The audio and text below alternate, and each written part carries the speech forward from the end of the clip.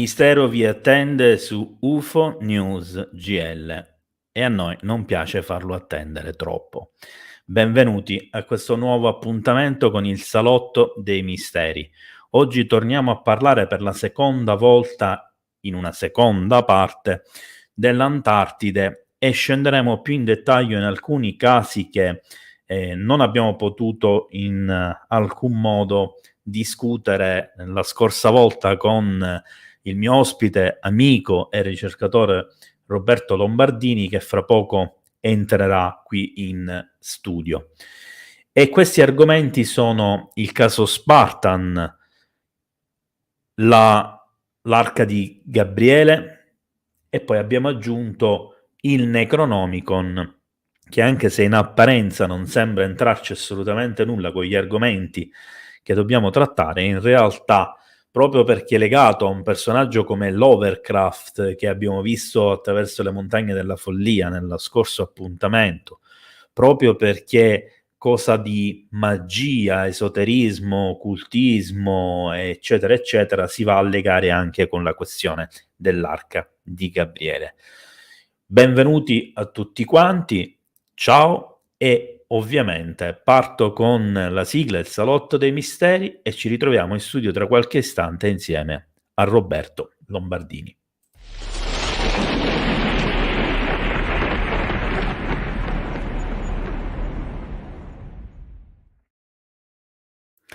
E rieccoci, benvenuto Roberto, ben ritrovato in questa nuova puntata e naturalmente riprendiamo con l'argomento della scorsa volta e magari lasceremo un po' più di spazio alla fine anche per eventuali domande. Direi proprio di sì. Buonasera a tutti, ciao Gabriele. Allora Roberto, oggi naturalmente parleremo di un argomento che è abbastanza complesso, quello dell'arca di Gabriele, e sicuramente è anche abbastanza intricato, oltre che intrigante, quello del Necronomicon. Sì. Affronteremo invece in modo un po' più rapido, diciamo, il caso Spartan, che riguarda sì l'Antartide, riguarda la questione militare, che magari poi discuteremo un attimino anche in modo generico, poiché è un argomento che in questo periodo sta in qualche modo incalzando e purtroppo, ahimè, all'interno di questa questione, cioè quella militare in Antartide, si dicono anche tante cose abbastanza superficiali, eccetera, senza cognizione di causa. Quindi cercheremo in qualche modo anche di dare qualche risposta a tal riguardo. Ovviamente, Roberto, inizio con la questione del caso Spartan, perché è quella un po' più per i fatti suoi, mentre, come mi spiegavi prima, invece abbiamo un punto comune, almeno uno, secondo me forse di più, tra gli altri argomenti. Oltre che naturalmente affronteremo un attimino la questione anche delle montagne della follia, di Lovecraft in generale e via discorrendo, ma alla fine è tutto che si va ad unire. Sì, Per qua... in salsa Dimmi. antartica stasera funziona. Eh? Alla fine è tutto unito in salsa Sì. antartica. Sì, ho un leggerissimo ritardo, non io ovviamente, ma il video. Allora, cominciamo subito col dire che il documentario a cui si fa riferimento quando si parla di caso Spartan è un documentario che è stato voluto e in qualche modo presentato e prodotto anche da Linda Moulton, che ovviamente per chi non la conosce è un ufologo, è una ricercatrice importante degli Stati Uniti e naturalmente è una giornalista d'inchiesta che ha vinto anche parecchi premi importanti. Ovviamente quello che mi interessa sottolineare di questo caso, appunto del caso Spartan, è che riguarda proprio quelle forze speciali che opererebbero sul territorio dell'Antartide in modo più o meno occulto, in modo più o meno segreto, sotto gli occhi di tutti, per motivi che non sono così limpidi, così chiari come si vuole far credere, o almeno questo è quello che sembra. Naturalmente stiamo parlando dei forze speciali statunitensi, che sono quelle più presenti in Antartide, anche se non sono le uniche.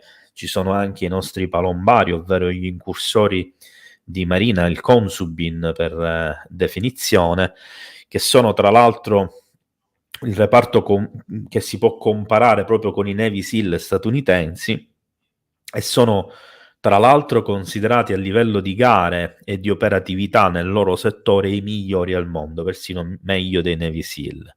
E poi ci sono anche i nostri paracadutisti del Kolmoskin, che sono tra i migliori paracadutisti al mondo. Ma il caso che ci interessa discutere riguarda la storia proprio di un Navy SEAL statunitense che ha come nome in codice Spartan. E vi guiderò anche attraverso delle immagini che ho voluto creare con intelligenza artificiale appositamente per discutere con voi questa storia. Infatti questa storia comincia in una base dove i Navy SEAL vengono incaricati per una missione che li porterà su una portaerei in navigazione verso l'Antartide, nell'Oceano Atlantico. Quando improvvisamente arriva un ordine, si devono preparare per una missione molto dura, si sono addestrati per la guerra sui ghiacci e vengono caricati su un elicottero che li porterà proprio in Antartide.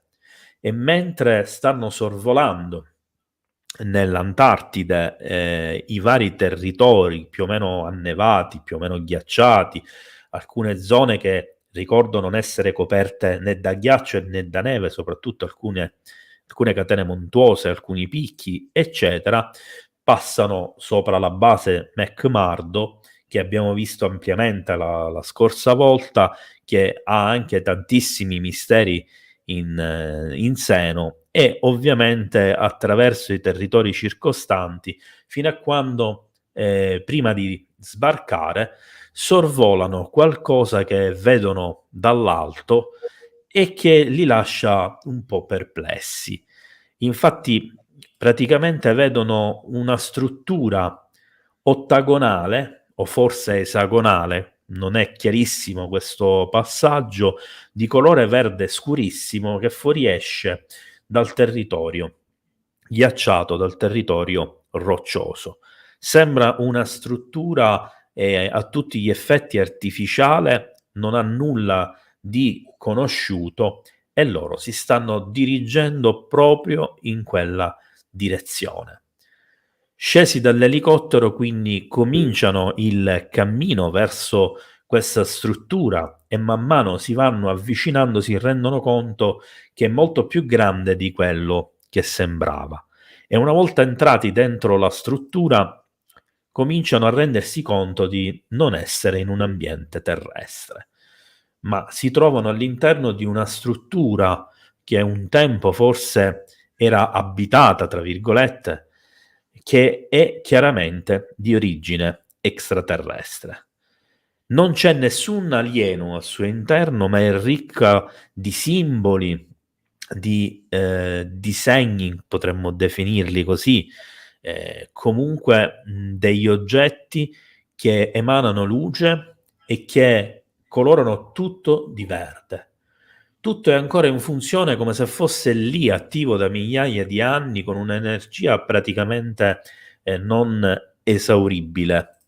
E di fatto cominciano l'esplorazione della struttura, la girano tutta fino ad arrivare ad una zona centrale dove in qualche modo ciò che vedono è ancora più sbalorditivo. Si tratta di una sala appunto piena di simboli, completamente vuota, che ricorda in qualche modo nella mente di questi soldati, nella mente di Spartan, che sembra essere un luogo di teletrasporto, di un portale, di qualcosa di incredibile che al momento non funziona. Il racconto prosegue con dettagli che naturalmente per noi sono assolutamente inutili da discutere, che prolungherebbero l'argomento sostanzialmente senza offrirci nulla di importante. Il caso è significativo. Spartan appare in televisione durante il documentario in più occasioni e ovviamente con la faccia mascherata, in ombra, con la voce camuffata per proteggere la sua identità e quella dei militari, decide di raccontare quindi questa storia e di portarla in TV proprio grazie alla giornalista. Questo documentario va in onda e fa il giro del mondo, diventa virale sui social, in particolar modo su TikTok, dove io ho avuto la fortuna, tra l'altro, di vederlo per la prima volta e, tra le altre cose, diviso in 4, ho rischiato il ban proprio dal social TikTok, che questi 4 video, queste 4 parti del documentario sono state censurate e massacrate letteralmente, per non parlare del fatto che sarebbero anche emerse questioni di copyright, ma questo era abbastanza normale.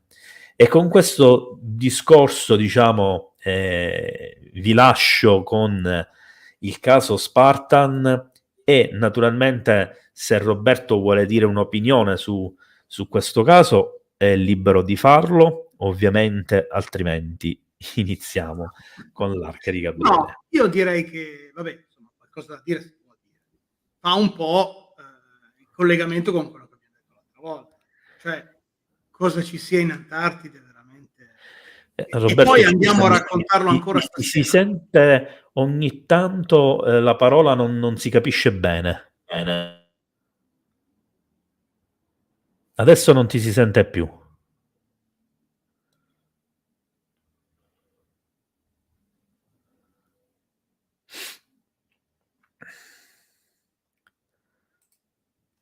Non ti si sente più completamente.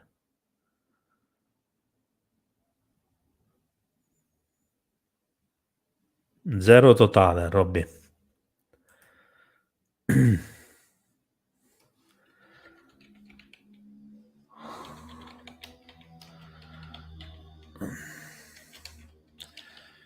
Intanto io colgo l'occasione per dare nuovamente il benvenuto, un ciao a tutti.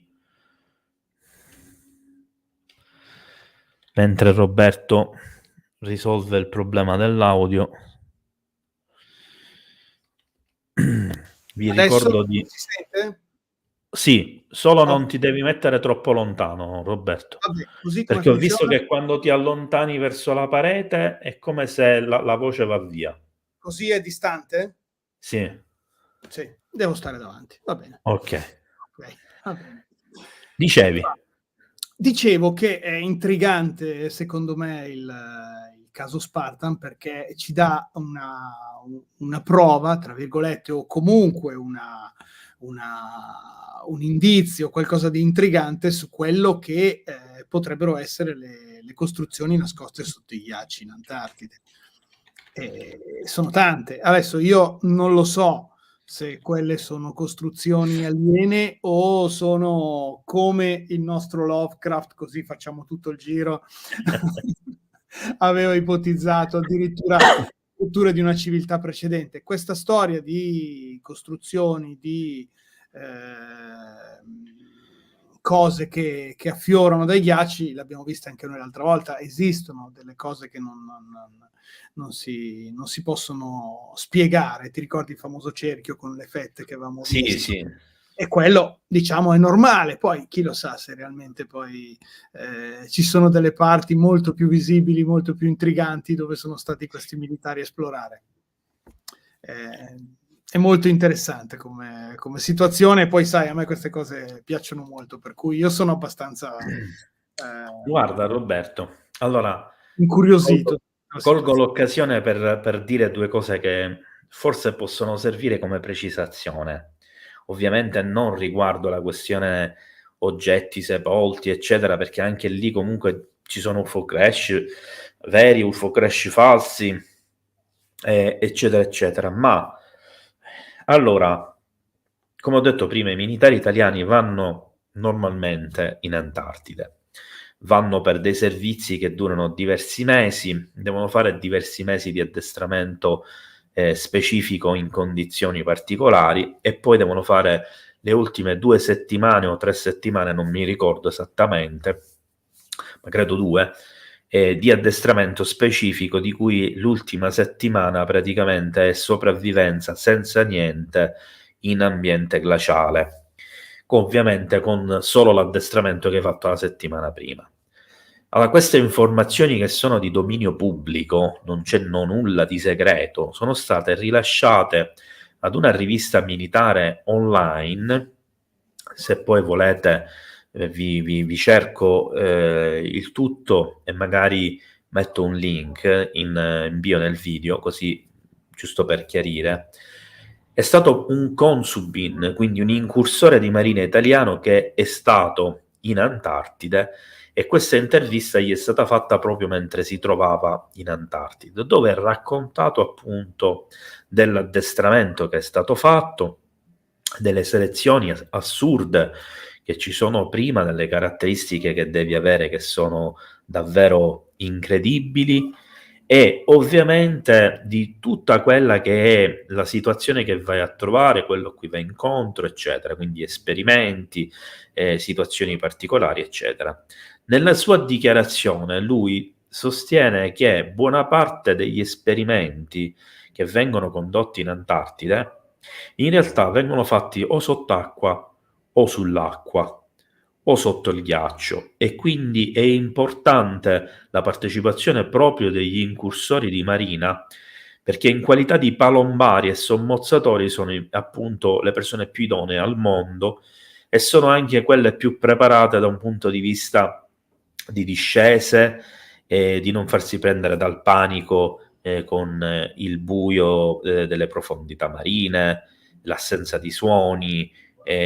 Sono quelli che riescono a stare più tempo sott'acqua, che hanno più fiato in caso di emergenza e via discorrendo. Naturalmente anche la preparazione atletica, eccetera.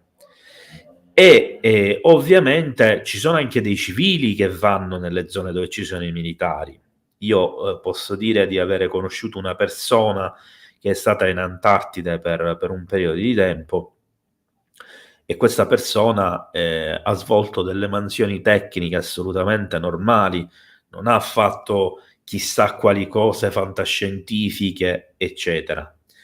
Così come conosco una persona che ha avuto a che fare direttamente con militari che erano stati in Antartide, e al contrario di quello che è stato detto pubblicamente da chi c'è stato, gli hanno detto letteralmente di farsi i fatti suoi, perché nonostante siano amici o colleghi, non hanno possibilità di parlare di quello che è l'obiettivo militare principale in Antartide. È questa cosa quella che fa innescare tutta una serie di meccanismi di sospetto, eccetera, che poi si vanno ad affiancare ad una serie di video, di fotografie, eccetera, che circolano da anni, quasi tutti falsi, aggiungo, dove si vedono fantomatiche missioni con elicotteri che arrivano, lasciano i paracadutisti, elicotteri addirittura che entrano dentro voragini all'interno di piramidi alte 10 chilometri, che ne so, perché si parla di cose. Ho visto anch'io video fantastici.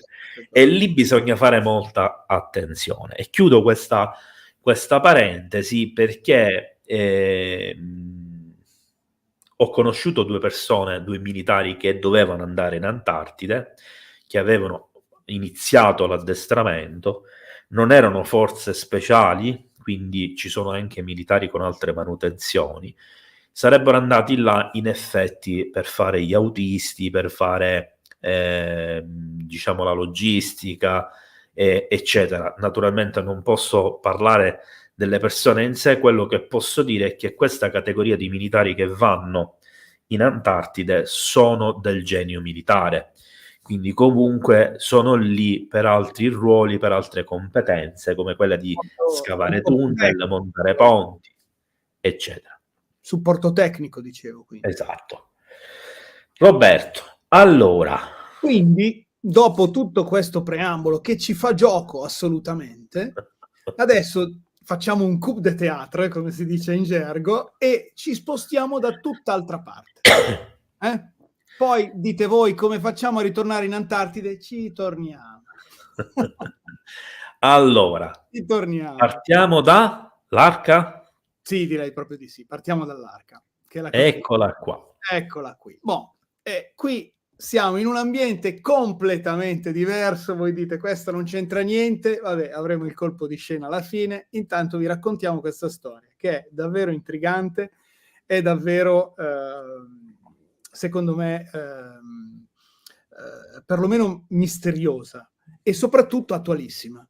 Cioè, noi l'altra volta abbiamo parlato addirittura di ere geologiche, invece questa cosa qui è successa sì e no una decina d'anni fa, nel 2015 più o meno.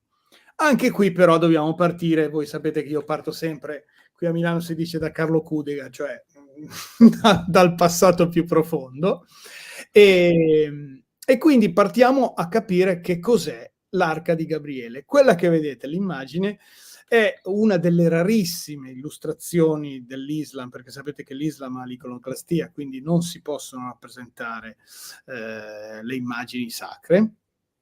E qui abbiamo la rappresentazione del profeta Muhammad, Maometto, come lo diciamo noi in Occidente, e il suo messaggero, l'arcangelo Gabriele, che, vabbè, per chi non lo sapesse, diamo un rapido scorso, in realtà l'ebraismo, il cristianesimo e l'Islam sono tre religioni strettamente legate, perché alla fine il Dio è sempre quello, solo che noi diciamo gli ebrei che non hanno capito la venuta di Gesù e gli islamici dicono a noi cristiani che non abbiamo capito la venuta di Maometto. Di fatto,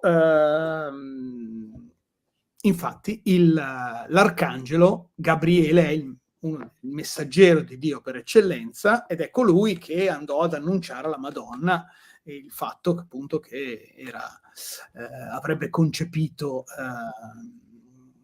il figlio di Dio, Gesù, questo secondo la tradizione cristiana. Dopodiché Dio fa una nuova alleanza e manda Gabriele come suo messaggero a Maometto. E vabbè, da qui c'è tutto il concetto della formazione della religione islamica e tutti i suoi dogmi e tutto quello che ne consegue. Però, e qui c'è il però, Gabriele non si limita ad essere il messaggero di Dio e a portare tutte le sue le informazioni per questa nuova alleanza che si crea tra gli uomini e Dio, appunto secondo l'Islam, ma in realtà dà anche un oggetto a Maometto, e questo oggetto è leggendario, ovvero sia l'Arca di Gabriele. Proprio perché è stata data dall'Arcangelo Gabriele a Maometto. Cosa sia di preciso l'Arca di Gabriele è abbastanza fumoso. Viene citata negli scritti appunto islamici, ma non viene propriamente descritta, viene citata come arca. Per cui la prima cosa che viene da pensare è che sia simile a quella che noi pensiamo l'Arca dell'Alleanza, che conosciamo. Ora noi abbiamo anche un'iconografia dell'Arca dell'Alleanza perché c'è una descrizione molto precisa nell'Antico Testamento. Immaginatevi quella che abbiamo sempre diventata famosa con Indiana Jones, però in realtà è un manufatto che da secoli realmente viene cercato e quindi c'ha queste due divinità / angeli sopra, questa forma e questa misura che viene ben descritta nell'Antico Testamento, eccetera, eccetera, per cui per associazione si pensa che l'Arca di Gabriele sia simile all'Arca dell'Alleanza, anche se però non lo sappiamo, perché, torno a dirlo, quello che viene citato o viene detto nello scritto islamico è soltanto il nome, l'Arca di Gabriele. E anche qui viene definita come un oggetto di incredibile potenza. non si va oltre, cioè non si spiega oltre cosa sia questa cosa, a cosa serva e anche perché poi questa cosa venga data a Muhammad, non lo sappiamo. Sta di fatto che questa cosa viene definita come estremamente potente e da manovrare con estrema cura. Tanto che, come ultima cosa, Gabriele detta le istruzioni di come movimentare questo oggetto estremamente potente e quindi di conseguenza estremamente pericoloso, e queste, chiamiamolo libretto di istruzioni, anche se poi può sembrare un po' blasfemo, viene proprio redatto e scritto, teoricamente addirittura da Maometto stesso. Qualcuno dice che in realtà poi è stato copiato in più parti. Sta di fatto che questo scritto risultava perlomeno inutile, perché esistono o esistevano, sembrava, non molte copie, alcune di questo testo in cui venivano descritte e come movimentare l'arca, se non che questi testi vanno praticamente perduti, perché va perduta anche l'arca. Cioè l'arca non si trova più, l'arca non abbiamo idea di dove sia. Il testo, almeno uno, sì. Questo testo, per motivi vari, raggiunge Gerusalemme prima che venga catturata dai Templari, quindi diciamo un po' prima dell'arrivo della prima crociata, l'unica che poi ebbe successo. Non abbiamo idea di quando questa cosa avviene, abbiamo però delle cronache che parlano di questo testo, viene citato come uno dei testi che i Templari trovano a Gerusalemme.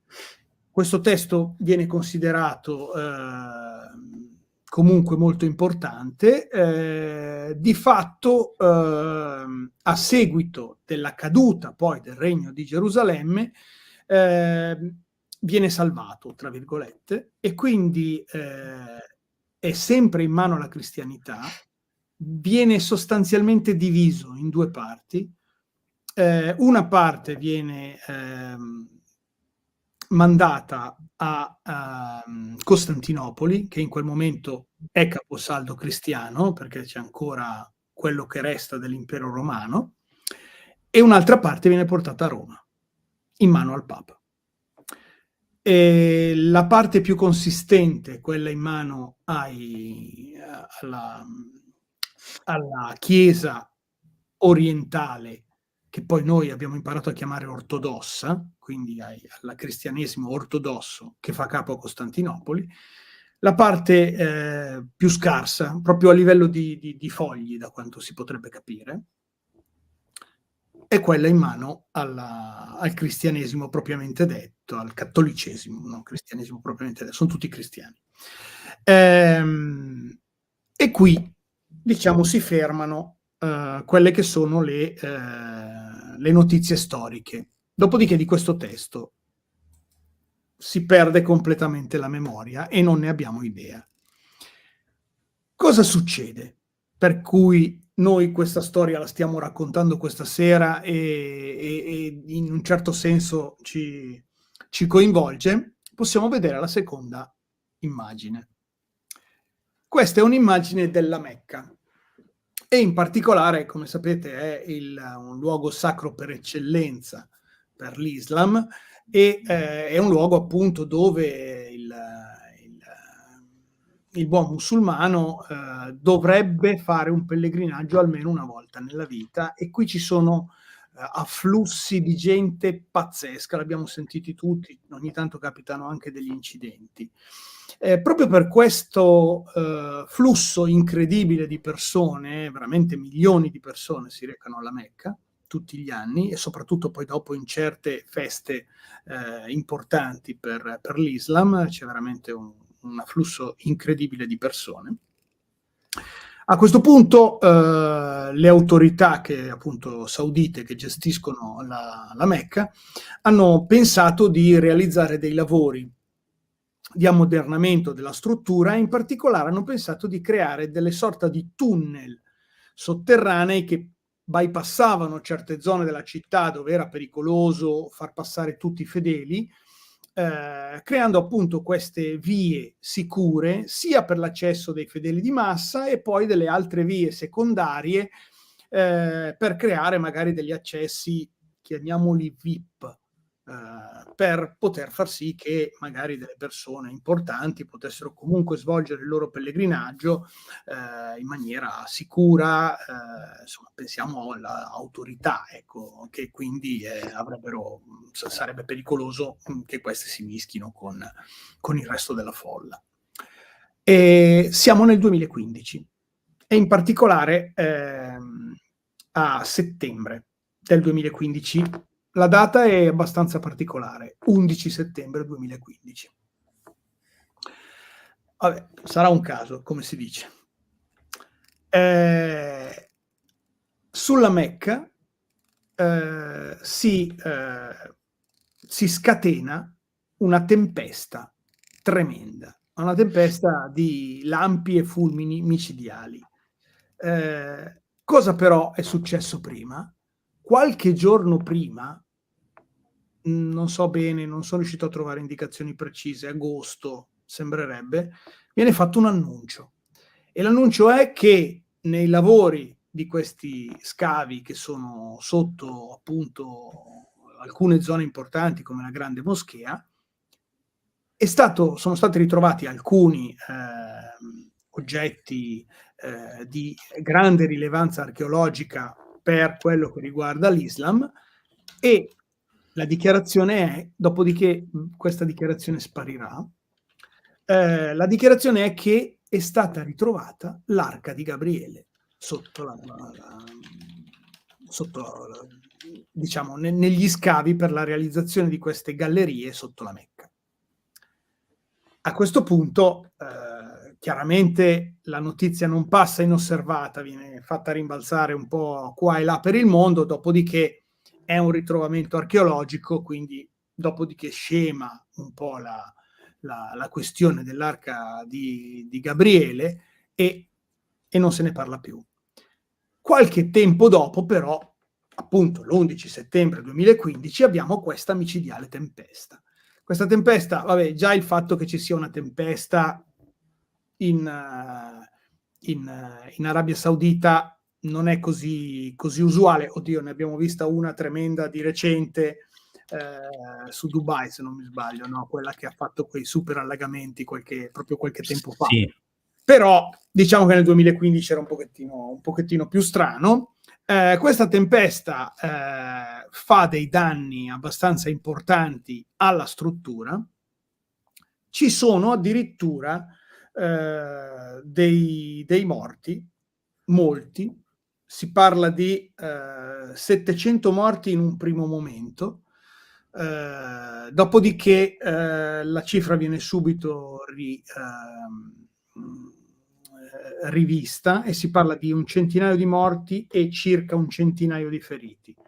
La cosa più grave è stato il crollo, come potete vedere da questa immagine, di questa enorme gru che serviva per questi grandi lavori che venivano fatti.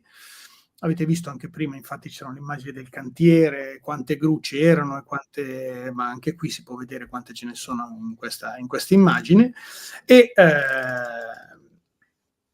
sotto traccia però esce questa notizia che la tempesta sembrerebbe non proprio una vera tempesta, ma sembrerebbe addirittura una sorta di esplosione, una sorta di rilascio di potentissima energia che quindi non proveniva dal cielo, ma scaturiva dalla terra. E perché? Perché sembrerebbe che in questa occasione qualcuno, non sappiamo bene chi perché la notizia è così molto, molto fumosa, abbia provato a movimentare l'Arca di Gabriele e che quindi questa cosa, fatta senza le dovute precauzioni e senza quelle famose istruzioni che l'Arcangelo Gabriele aveva dato, e quindi, come potete vedere, c'è tutta questa distruzione. La gru crolla, ne crollano forse anche un paio.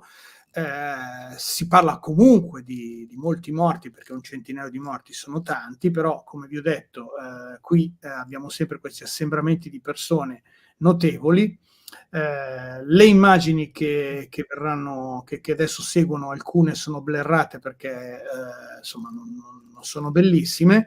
La cosa abbastanza strana che viene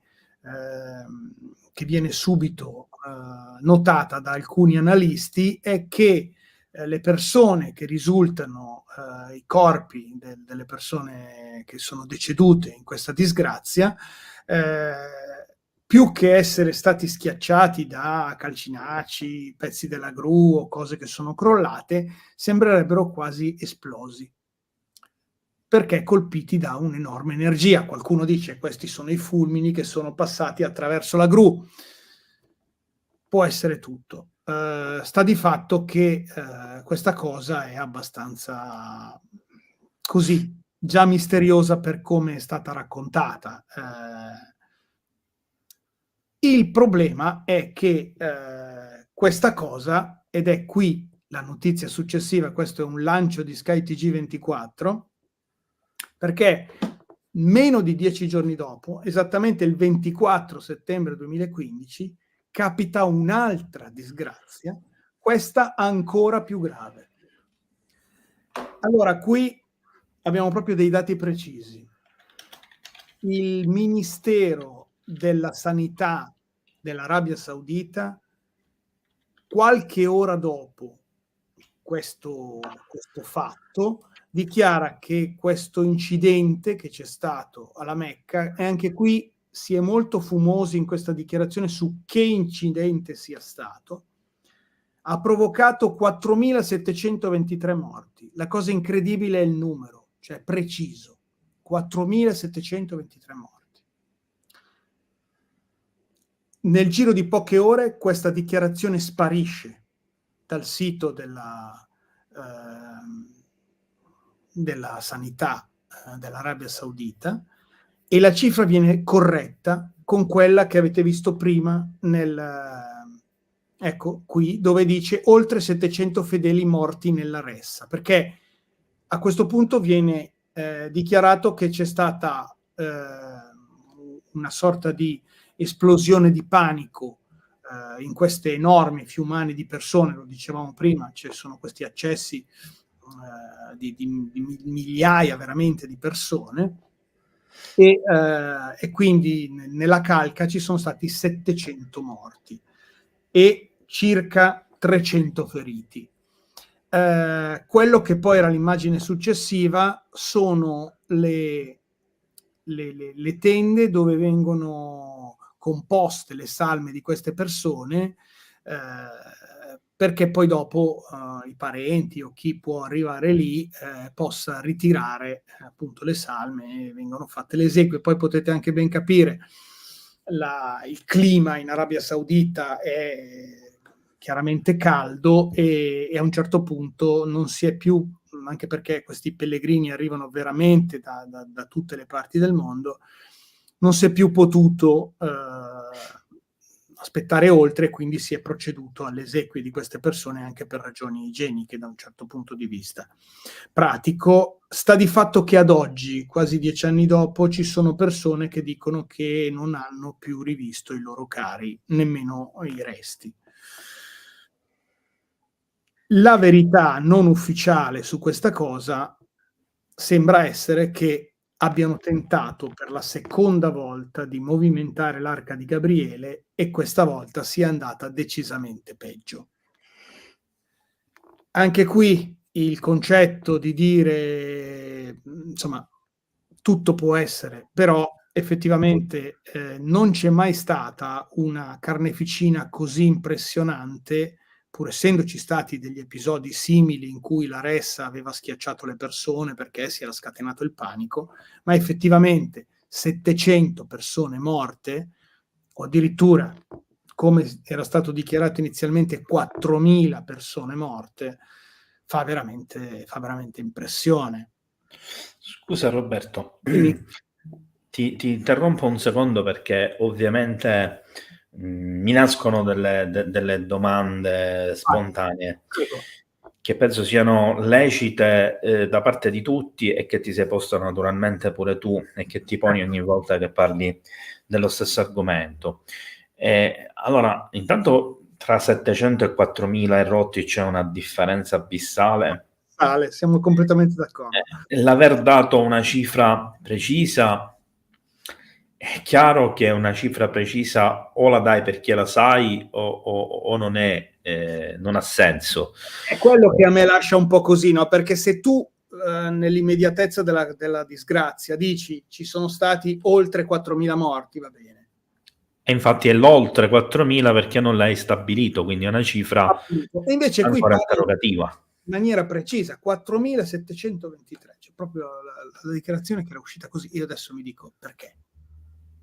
Boh, è E strano. poi sì, molto strano. E poi un'altra cosa importante è quella dei corpi non più rivisti. Allora, io Moltissimo. dubito che con tantissimi decessi si possa occultare tutti i corpi. Allora, è normale che se succede una catastrofe, un disastro del genere, ce ne saranno sicuramente di riconoscibili, eccetera, ma naturalmente e comunque ci devono essere dei procedimenti di riconoscimento anche del DNA, eccetera, per stabilire se la persona è morta, eccetera. No, questo sì. Il problema è che ci sono stati anche dei giornalisti che hanno un po' studiato questa questione. Infatti io ero andato a guardarmi qualche articolo in particolare erano giornalisti indonesiani, i quali avevano fatto un conto, perché poi avevano contattato le persone che lamentavano appunto la perdita di un caro in questo tremendo incidente, e questo ve lo cito su questi giornali di cui non ho, diciamo, come si potrebbe dire, informazioni su quanto siano attendibili, ma sembrerebbe che nella sola Indonesia ci fossero più di 1.000 persone morte.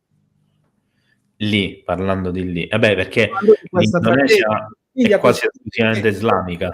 sì, sì, ma e ci sono anche molte persone che vanno annualmente a fare questi pellegrinaggi alla Mecca. Però se solo nell'Indonesia, questo torno a dirlo, sono queste fonti di questi giornali, ci sono più di 1.000 morti e ufficialmente ce ne sono 700, Dice è impossibile, proprio le cifre non coincidono. tornano, capite anche voi. Cioè, la questione è abbastanza complicata. Diciamo che da qui però ci muoviamo ancora di più, e qui vabbè sono immagini eccola lì, di qui ci muoviamo ancora di più nel mistero. Chi è questo? Vabbè, abbiamo imparato a conoscerlo un pochettino di più ultimamente, perché purtroppo le vicende belliche e storiche di questo periodo ci hanno fatto conoscere. Questo è Kirill, che è il patriarca ortodosso della Chiesa russa, patriarca ortodosso di Mosca, che è praticamente l'equivalente della Chiesa ortodossa, mi viene da dire russa, in realtà forse ha un nome più preciso, ma in questo momento non mi viene, perché poi c'è anche l'altra Chiesa greca ortodossa. Sì. Sono due parrocchie diverse, per usare un'espressione. Le parrocchie molto grandi, direi. Sì, però insomma. E diciamo è l'equivalente del Papa per quello che rappresenta tutto l'est europeo che segue appunto la Chiesa ortodossa, quella più diffusa, mettiamola così. E perché citiamo lui? Perché gli ortodossi, quando Costantinopoli è stata presa, sono fuggiti prima, sono riusciti a fuggire e si sono portati quelle famose istruzioni, cioè il corpus grosso di quelle istruzioni sull'Arca di Gabriele è finito in Russia, seguendo la diaspora, chiamiamola così, la migrazione di questo ramo del cristianesimo. Sta di fatto che non è un mistero che questa coppia sia nelle mani della Chiesa russa, e in particolare dell'equivalente del Papa, il patriarca Kirill. Perfetto. Gli arabi contattano Kirill per queste istruzioni. Ora, la cosa intrigante a questo punto è tutto quello che si scatena nel frattempo. Allora, queste cose vengono, tra virgolette, mormorate all'interno della vicenda. Quello che noi abbiamo però sono delle date precise. Siamo a fine settembre del 2015 e, come si dice, Kirill fa una richiesta abbastanza importante a chi? A Papa Francesco. E questa cosa si realizza esattamente al 12 febbraio 2016, quindi passa l'anno, nel famoso incontro di Cuba, che appunto dopo 1000 anni di separazione le due massime autorità della Chiesa ortodossa e della Chiesa cristiano-cattolica si rincontrano, e dove si incontrano a Cuba, all'aeroporto di Cuba, e stanno per 3 ore a colloquio privato.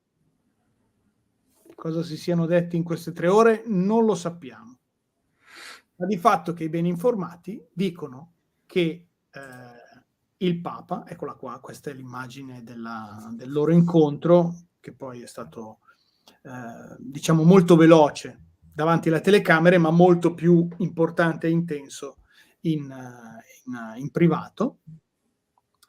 Si mormora che appunto il Papa abbia portato una copia di quello che era il testo in suo possesso riguardante l'Arca di Gabriele. E qui diventa abbastanza intrigante perché, attenzione, a novembre però, quindi un po' prima, da San Pietroburgo è partita una flotta russa. Allora, questo è un esempio di quello che potrebbe essere. In realtà non abbiamo immagini di questa flotta russa, però ne abbiamo abbastanza conoscenza. Perché? Vabbè, il periodo era sicuramente più tranquillo come rapporti diplomatici con diciamo l'Occidente, con la Russia. Tant'è che addirittura l'agenzia TASS avvisa che ci saranno delle manovre a livello spaziale perché i russi sposteranno dei satelliti che hanno in orbita per controllare la sicurezza di questa flotta. Abbiamo la composizione di questa flotta che era composta da adesso un numero di navi importanti, ma quello che mi aveva colpito, dei cacciatorpedinieri, poi delle altre navi da guerra, e addirittura una petroliera, perché fossero completamente autonomi e non avessero problemi addirittura cioè non gli interessava andare veloci, ma dovevano essere completamente autonomi anche a livello di carburanti. Non solo, Roberto, ma l'essere autonomi di carburante non serve fare scali. Bravo.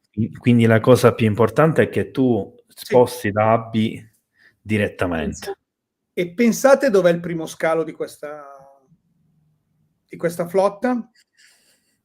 In Arabia Saudita, al porto della Mecca. È intrigante questa cosa qui. E la cosa interessante è che e questi ci mettono un po' di tempo per arrivare lì, perché sono partiti a novembre, hanno spostato i satelliti, hanno fatto tutta una serie di cose.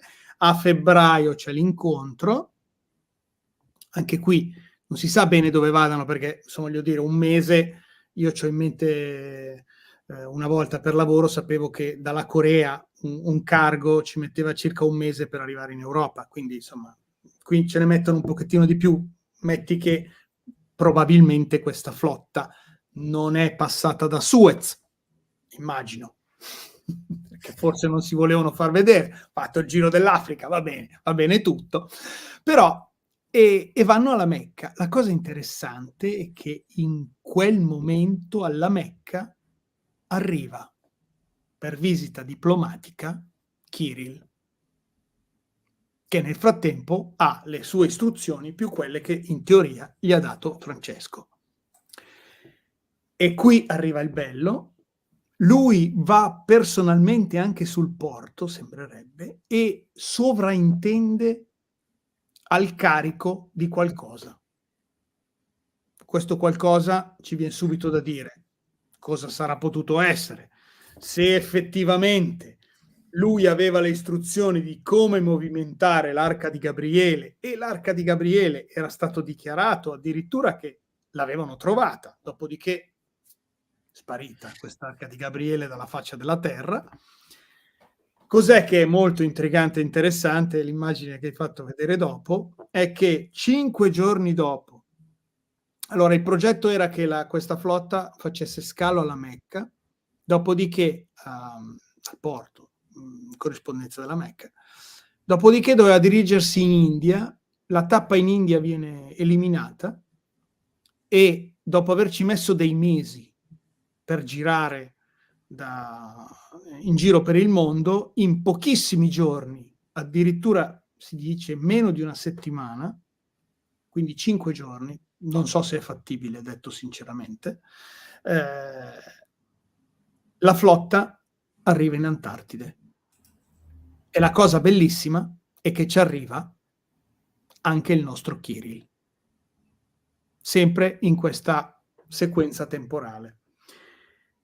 E anche qui, perché quello che vi dico è particolare, perché noi abbiamo delle notizie che diciamo sono come dei fiorellini che ci fanno, non so, le briciole di pollicino, mettiamola così, che noi troviamo lungo la strada e poi seguiamo questo percorso.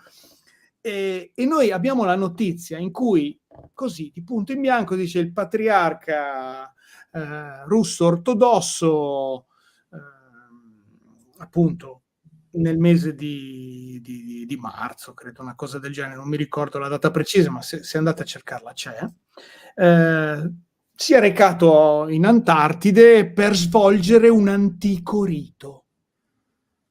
Cioè, io quando ho letto la notizia ho detto, vabbè, scusatemi, cioè, un antico rito in Antartide, cosa è andato a fare? Cioè, che io sappia di riti in Antartide non ne avevamo. Però c'è una struttura, mi pare. Sì, c'è l'unica chiesa dell'Antartide, che è sulla costa, se la fai vedere avanti, che è questa. E infatti lui si dice sia andato lì a fare Che è ortodossa, tra l'altro. È ortodossa, infatti, una chiesa ortodossa. È l'unica chiesa sulla superficie dell'Antartide, a meno che poi dopo qualche cappella all'interno delle basi militari probabilmente c'è. Però questa è l'unica chiesa a sé stante, infatti è in una parte abbastanza accessibile, diciamo, non è proprio nel cuore dell'Antartide, sulla costa, come potete vedere. Però è lì. Ora, cosa sia andato a fare non è detto, è andato a fare un antico rito. Certo che la sequenza di come i fatti si sono svolti fa pensare che l'arca sia stata caricata su questa flotta super potente, super organizzata, e a questo punto l'arca sia stata portata in Antartide. Adesso viene da domandarsi il perché, però anche qui è un manufatto potente, antico, misterioso, e dove va a finire? In una terra antica e misteriosa, dove abbiamo detto all'inizio ci sono queste strutture che non sappiamo cosa siano, tutte queste, come si potrebbe dire, queste insomma, cose che non tornano, buchi, piramidi, costruzioni che i nostri militari vedono e vanno addirittura ad esplorare, chi lo sa. Oppure, qualcheduno ancora più maligno di noi dice, vabbè, questo manufatto era un manufatto alieno, l'Arca di Gabriele poi l'hanno chiamata così, ed è stata restituita a una base agli alieni, chi lo sa, non abbiamo idea.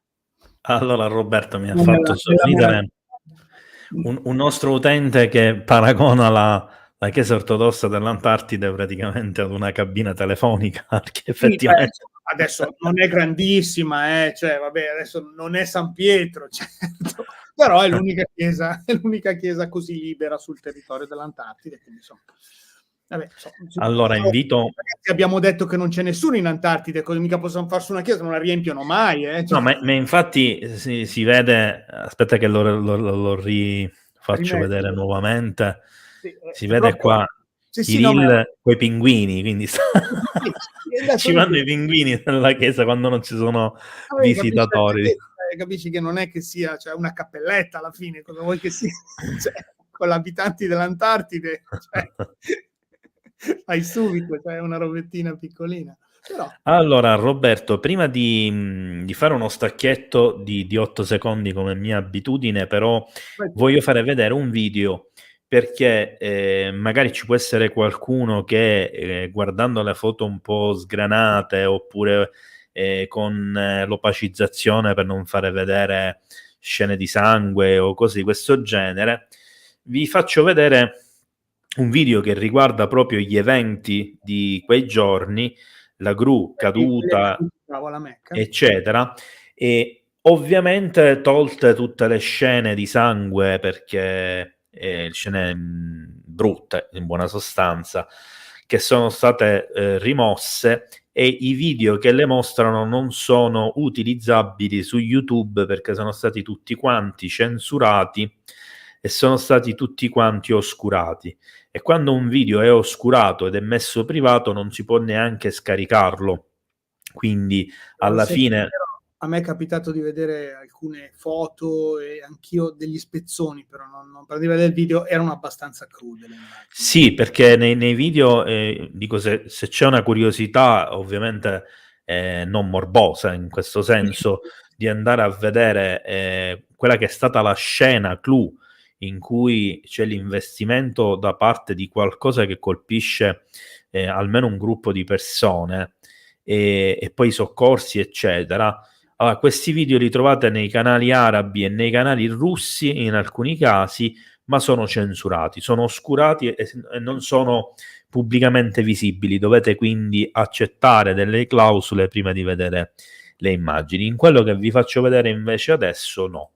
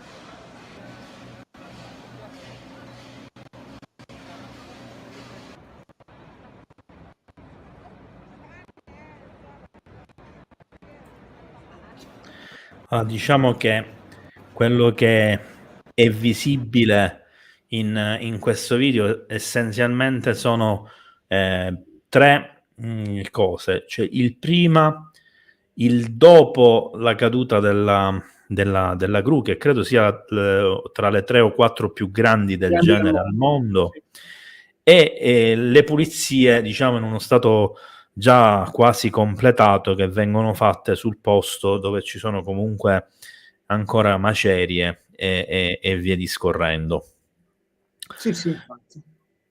Allora, una pausa di 8 secondi, ci vediamo tra un attimo.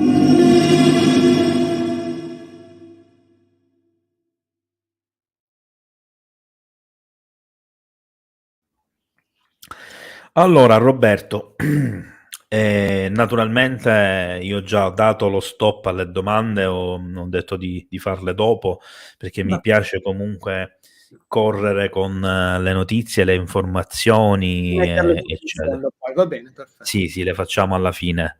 Allora, Eh, cosa ci abbiamo ancora da raccontare di intrigante? Allora, l'idea ci è venuta in diretta l'altra volta, quando ne stavamo facendo la cosa, perché tu hai citato un esempio, parlavamo dell'organismo 38, quello in teoria sotto il lago Vostok, che ti ricordava l'iconografia che è stata usata per Chutlu, che a dovrebbe... proposito, Roberto, scusami, perché un utente chiedeva proprio del lago di Vostok, quindi invito chi non ha visto la scorsa puntata con Roberto, dove parliamo anche del lago di Vostok e dei suoi misteri, ad andarla a vedere dopo questa live.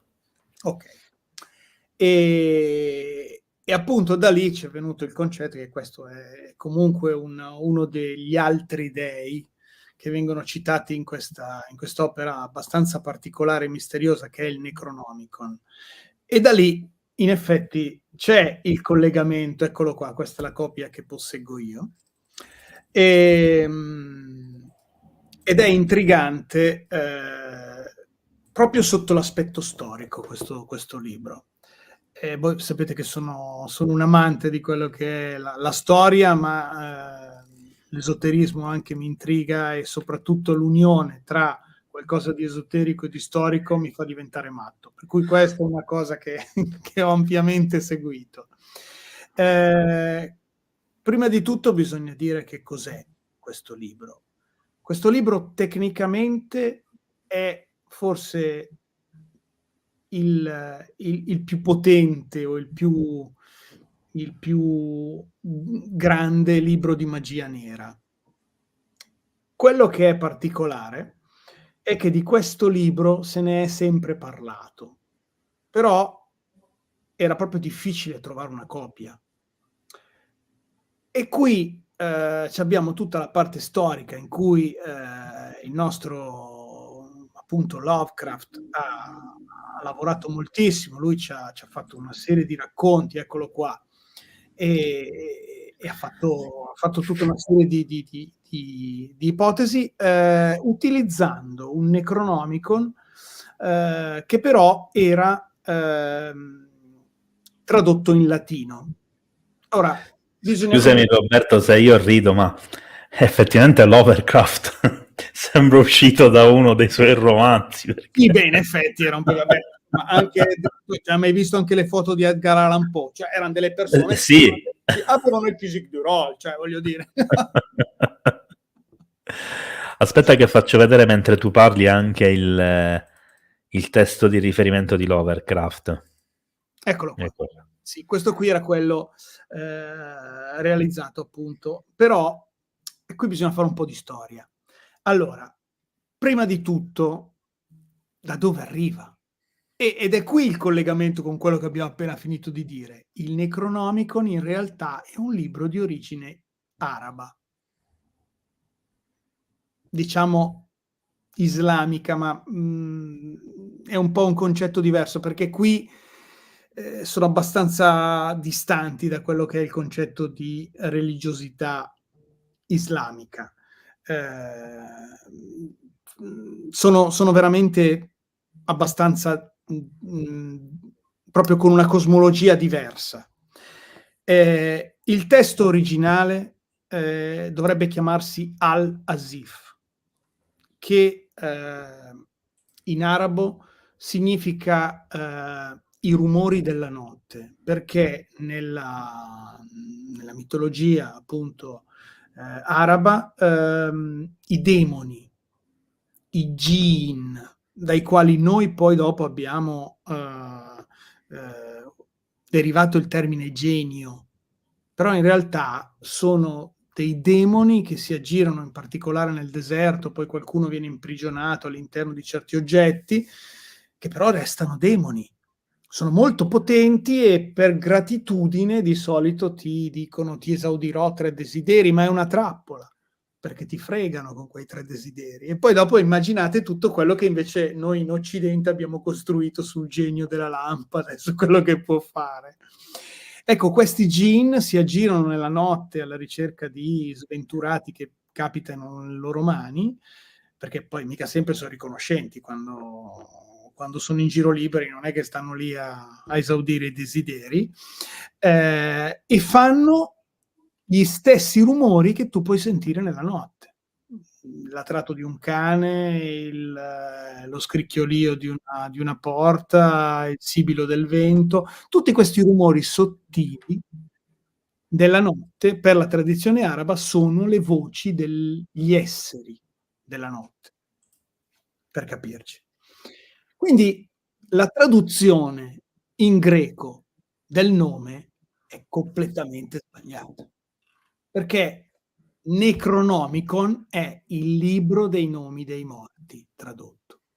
Ma cosa succede? Qui si infila in un concetto di magia che però non è orientale, è occidentale. Quindi probabilmente chi ha fatto questo tipo di traduzioni al tempo, a parte che appunto immagino che le traduzioni filologiche al tempo e il testo, ecco questo dobbiamo dirlo subito, dovrebbe essere del 700 dopo Cristo come concetto. E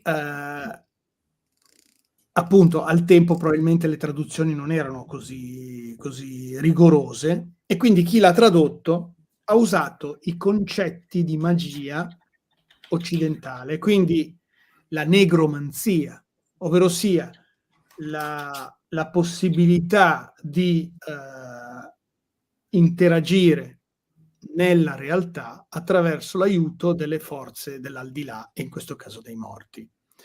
Il concetto di magia dove sta? Uno dei concetti base della magia, su cui ho fatto molta ricerca, è il fatto di conoscere il nome. Tu quando conosci il nome sei in grado di interagire, ma devi conoscere il vero nome.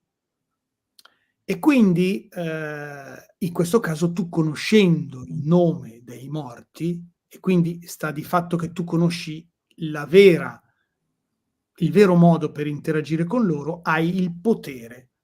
E quindi questa sarebbe la magia nera per eccellenza. Sta di fatto che questo concetto è estremamente forte ancora oggi da noi. Cioè, pensiamo a coloro che dovevano avere a che fare con questa difendendosi, diciamo, da questa male oscuro. Pensiamo ai nostri preti o alle nostre suore, che per tradizione, quando vengono appunto diventano preti, non mi viene in questo momento la parola esatta, vengono neanche a me. Nemmeno a me, guarda, c'ho un lapsus, io credo che l'Alzheimer sia dietro l'angolo. Quando vengono ordinati. Ordinati, bravissimo. Quando vengono ordinati i sacerdoti, oppure quando prendono i voti le suore, cambiano nome. Sembra una cosa strana, ma lo facevano anche i sacerdoti prima, i druidi. Perché? Perché così quello era il nome con cui la gente ti chiamava, ma la gente normalmente non sapeva il tuo vero nome. Così non potevano agire contro di te le forze del male. Così vedi come delle volte dei concetti che sembrano così astrusi in realtà sono radicati nella realtà. Ora, facciamo due parole su chi ha scritto questo libro. Questo libro ce ne dà notizia un commentatore arabo, che è un tale Ibn Khalil Khan, una cosa di simile. Quest'uomo ci racconta che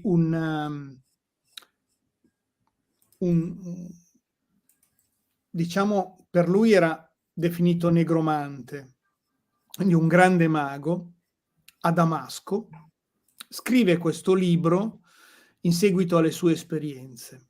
Questo uomo ha il nome di Abdul al-Azraq. Allora, anche qui entriamo nel nome.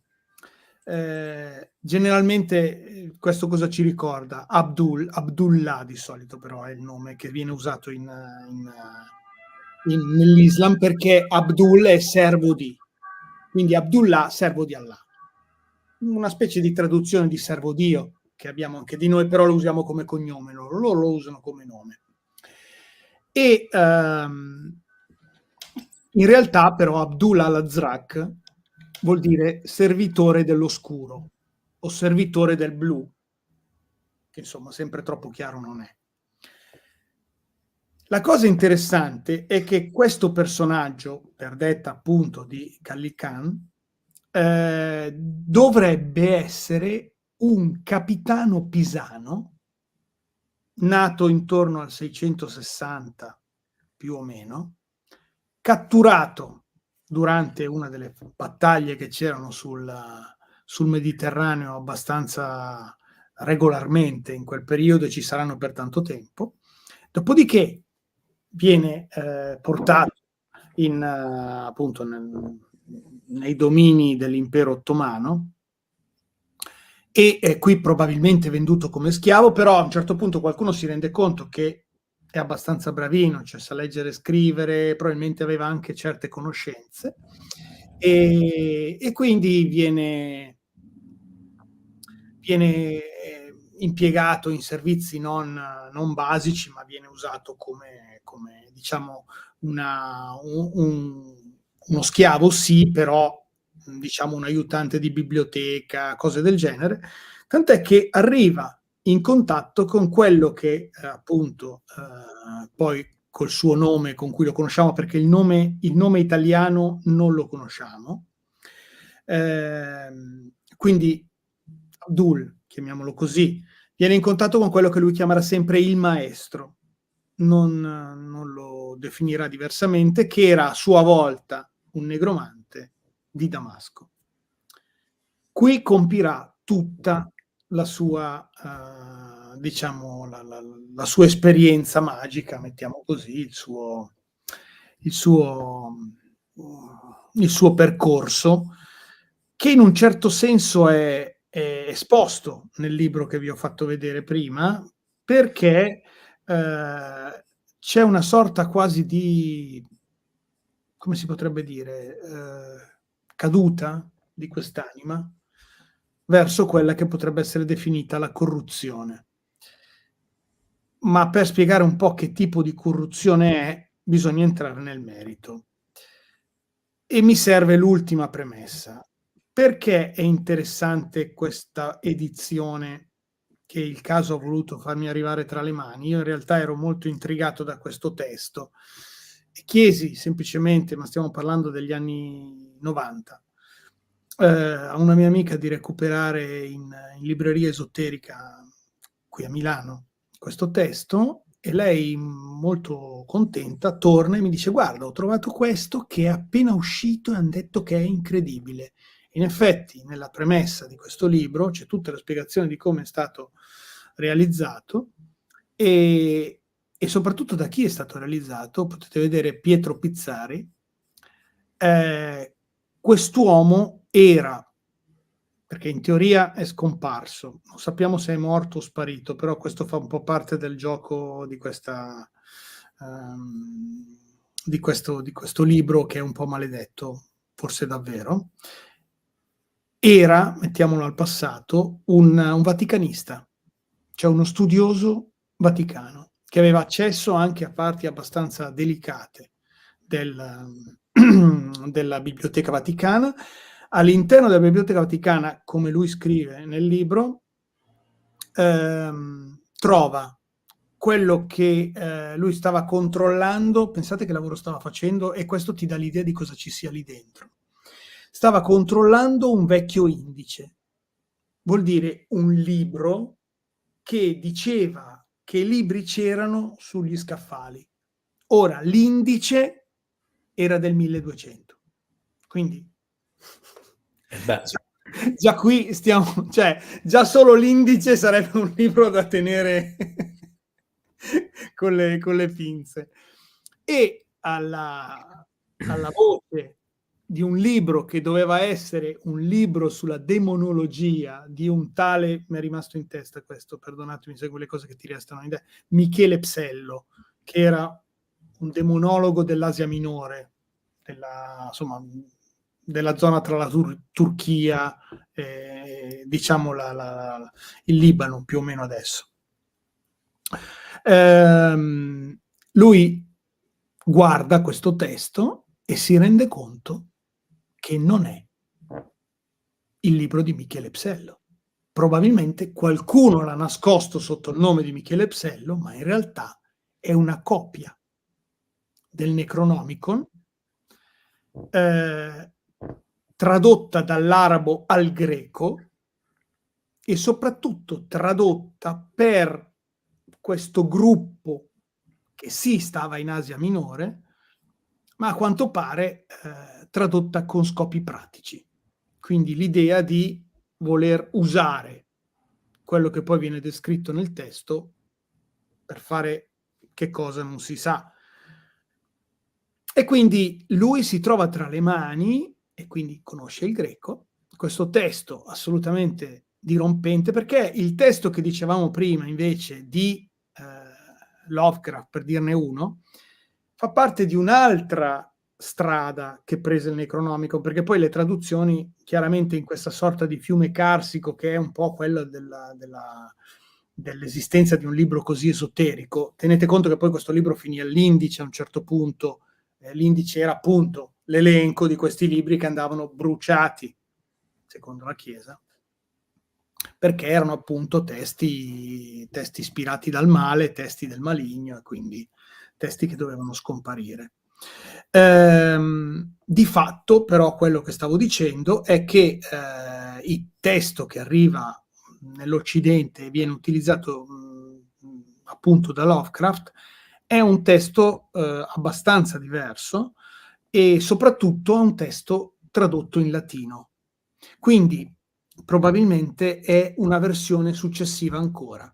Cioè probabilmente il testo ha fatto tutto questo viaggio partendo dall'arabo, venendo tradotto in greco, dove ha preso il nome che è rimasto anche in latino, perché ricordiamoci, Necronomicon è in greco come testo, come parola, e dopodiché viene tradotto in latino per, diciamo, una maggior diffusione all'interno dell'Europa. Ricordiamoci che in quel periodo il latino è l'inglese del tempo, e quindi tutte le persone dotte conoscono il latino, e quindi a maggior ragione chi vuole,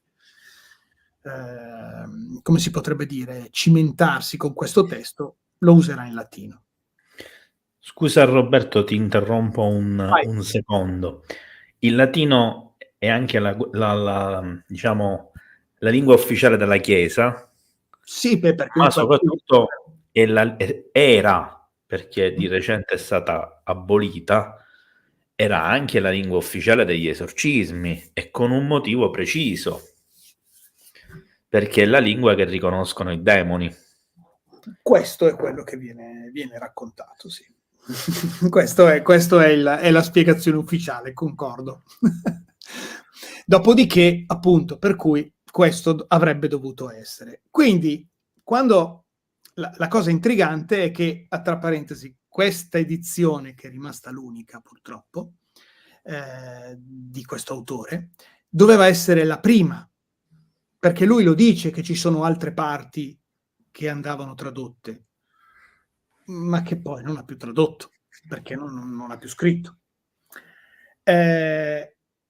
La cosa però interessante è che lui dà comunque uno specchio abbastanza ampio su questo libro, ne traduce parti, alcune, e quello che salta all'occhio immediatamente è che c'è una sorta di diario dove Abdul racconta la sua vicenda, la sua vita, e nello stesso tempo la cosa veramente interessante che io ho trovato è che racconta anche quella che è la sua cosmologia, quello che lui ha imparato da questo negromante. Ora, se questo è uno spaccato su quello che può essere un fiume carsico, perché è un fiume che scorre sottoterra, e quello che è la magia, quello che è l'esoterismo, non sono cose che si trovano normalmente in giro. Cioè noi abbiamo forse un po' l'idea mezza americana, no? Che basta andare in una biblioteca, troverai dei libri, sarai a posto. No, non funziona così. Ci sono percorsi che durano veramente, le persone che sono, come si potrebbe dire, interessate a questo tipo di argomento fanno veramente anni di cammino per poi arrivare a quello che può essere delle conoscenze esoteriche. Già qui sarebbe interessante vedere la parola esoterico, è il contrario di esoterico. Esoterico è per molti, per tutti, esoterico è per pochi. E quindi questo dà già l'idea che non sono conoscenze diffuse, sono conoscenze riservate a pochi iniziati. Ed è qui che mi colpisce profondamente la cosa, è la cosmologia che salta fuori. Cioè, uno quando si approccia a questo libro, con tutte le premesse che ho fatto, cosa si aspetta di trovare? Roba che parla di demoni, di morti, di queste magie macabre. Nulla di tutto questo. Almeno nella parte in cui ho potuto leggere una buona parte. Qui c'è veramente un concetto che io definirei estremamente moderno di cosmologia. Qui non parla di mondi, ma parla di dimensioni. E soprattutto, la cosa intrigante, non parla di bene o di male, per come lo intendiamo noi, ma parla di ordine e disordine legato alle dimensioni. Ovvero sia, Abdul dice che questo mondo, o meglio, questa dimensione è ordine. Ed è, se vogliamo, anche vero. Cioè, pensiamo a, non so, i nostri atomi che ordinatamente si compongono formando le materie, e noi che siamo comunque materia fatta sempre di atomi, ma che ha una struttura e che regge. Cioè, l'ordine, se vogliamo, è alla base della nostra dimensione. Ora però, qui non possiamo pensare a... Cioè, per quanto l'universo sia immenso, è comunque una dimensione. Possono esisterne altre, lo sappiamo anche adesso, la fisica quantistica in questi anni ci ha fatto questi ragionamenti di appunto dimensioni, universi sovrapposti e paralleli, e quindi probabilmente dimensioni diverse. Ecco, Abdul dice che noi siamo come una sfera in cui c'è ordine. E la cosa intrigante è che lui dice che questa cosa è derivata dalla forza dei grandi antichi. Cioè lui cita questi ipotetici dominatori della Terra in epoche remote, che erano capaci di comandare la materia e avevano una grande potenza. Per lui la potenza era intesa come potenza, passatemi il termine, magica. Con questa potenza i grandi antichi hanno creato i confini della nostra dimensione, e ad oggi questa grande magia, sempre passatemi il termine, protegge la nostra dimensione. Ma da cosa? Da quello che c'è fuori. Perché al di là della nostra sfera di ordine c'è il caos. E il caos non è né male né bene, è caos. Il problema è che siccome noi siamo ordine, per noi il caos è male, perché il disordine è proprio contrario alla nostra esistenza. Cioè noi non possiamo esistere nel caos. E qui la cosa intrigante che salta fuori è che questi maghi o negromanti cosa fanno? Vanno a cercare proprio là, dove non si può andare, dove è pericoloso andare. Vanno nel caos, attraverso delle meditazioni trascendentali, attraverso dei luoghi che loro chiamano dei portali, dove questo collegamento è più forte, dove un mago esperto può essere in grado di impossessarsi di questo portale e di utilizzarlo per andare di là per poco tempo, perché è pericolosissimo. Si può letteralmente sparire nel caos e quindi poi con calma ritornare. Anche qui però lo scopo diventa abbastanza strano. Ed è quello che a me ha colpito moltissimo. Lo scopo è abbastanza, se vogliamo, nichilista. Cioè, l'idea è che prima o poi le mura che i grandi antichi hanno eretto per difendere la nostra dimensione cadranno. Sono destinati a finire, cioè, non dureranno per sempre. E quindi gli dei, gli altri dei, come li chiama lui, e quindi le divinità del caos, arriveranno. È solo una questione di tempo. A questo punto, cosa fa il negromante? Sfrutta anche opportunista, se vogliamo, la situazione a suo favore, cioè dà una mano agli altri dei. Nel senso che in questo modo lui può avere forza e potenza in questa terra finché dura, e se proprio darà una mano che crolleranno i muri quando lui è ancora vivo, sicuramente gli altri dei avranno almeno pietà di lui. Ed è strano. Roberto, ti posso interrompere due minuti? Perché il discorso fila perfettamente ed è una spiegazione che stai dando molto lineare e da tutti i punti di vista coerente, precisa, perfetta. Ti faccio i miei complimenti per questo. Hai anche ricevuto un complimento da parte del pubblico per il come stai spiegando chiaramente questa cosa. Grazie. Allora, innanzitutto vorrei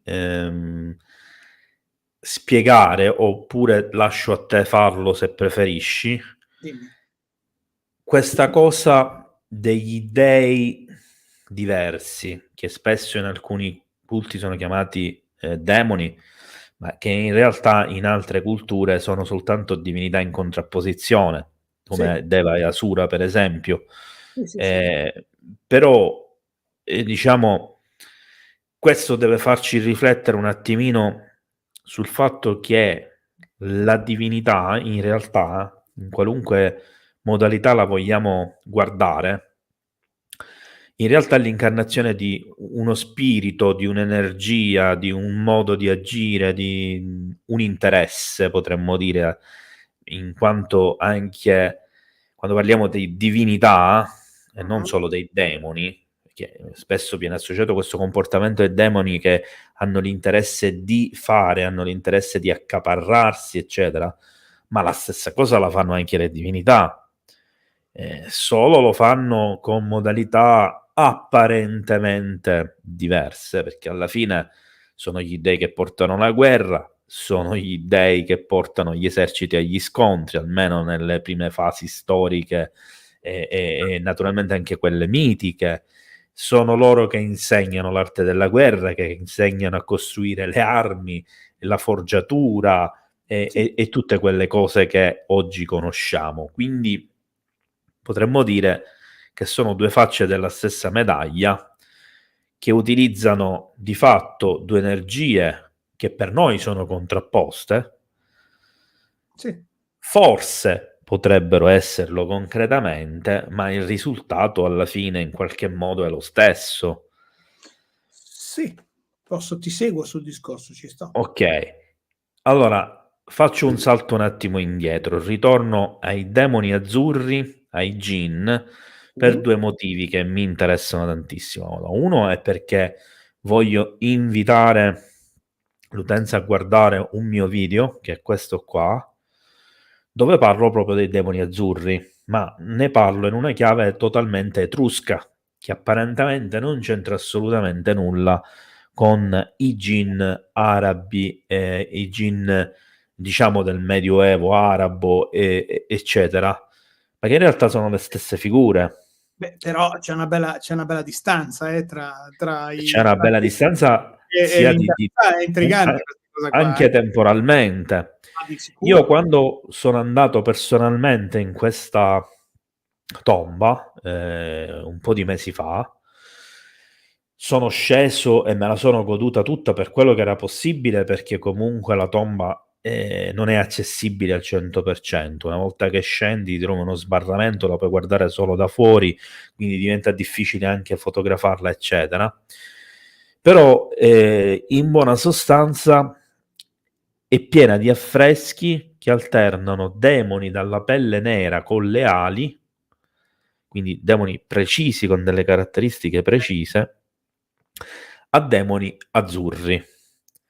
Come se questi demoni azzurri però in realtà proteggono le persone dai demoni neri.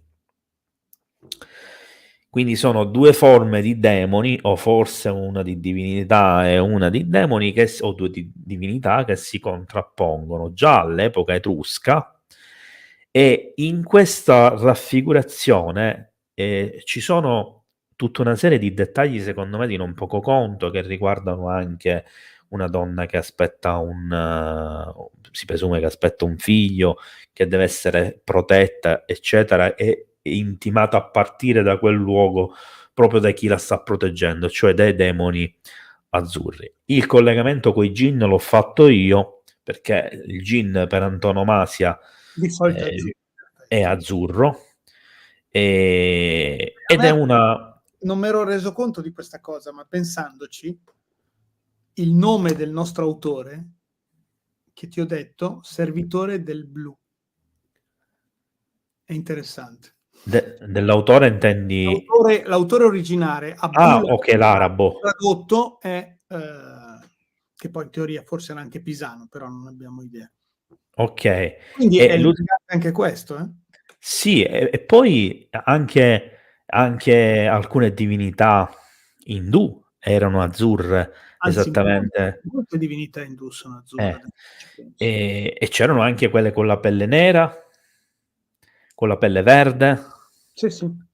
eccetera. Quindi probabilmente, parliamo naturalmente di mitologia, però ci deve essere qualcosa di interessante. L'ultima cosa, e mi scuso se ho voluto aprire questa parentesi, poi facciamo un attimo una pausa di 8 secondi e poi ti rilascio la parola nuovamente, che Palermo, la mia città natale, tra l'altro una mia amica che questa sera è anche qui, che sta vedendo la live, sta facendo una ricerca a tal proposito, che sta condividendo generosamente, devo dire, con me, perché è una bellissima ricerca, che riguarda il genio di Palermo, in quanto il primo protettore della città di Palermo è un genio. Dai. E questo è stato sostituito esclusivamente dalla santa patrona, la Santa Rosalia, molto tempo dopo l'edificazione della città originaria, e parliamo di forse più di 1000 passa anni dopo. E ci sono molti segni di questi Jinn camminando per Palermo. Ce ne sono alcuni storici riconosciuti, ce ne sono altri che non sono riconosciuti ufficialmente, solo poche persone sanno dove si trovano. Esiste ovviamente una documentazione storica che permette di perché sono stati eliminati o spostati proprio per farli dimenticare, eccetera, perché probabilmente erano considerate negative rispetto alla santa patrona cristiana, che doveva naturalmente sopravvivere a un culto che era difficile a morire. E cosa più interessante, nella principale porta storica di Palermo, che è Porta Nuova, che tra l'altro è una delle porte più grandi d'Italia, ci sono i 4 giganti che sostengono la porta, e 2 di questi sono proprio dei geni, che tra l'altro nel loro essere azzurri e un po' fumosi nella parte posteriore, ricordano molto anche le sirene o sirenidi, che a sua volta erano pure di carnagione sembra blu. Beh, pensa ai delfini. E il cerchio si stringe. In effetti sì. Scusami, ho voluto fare questa parentesi e ti rilascio subito la parola. Perfetto. Va benissimo. Non dovevamo mica fare l'interruzione, però. Ah sì, scusami, ci rivediamo tra 8 secondi, sono messo a parlare e me lo sono scordato.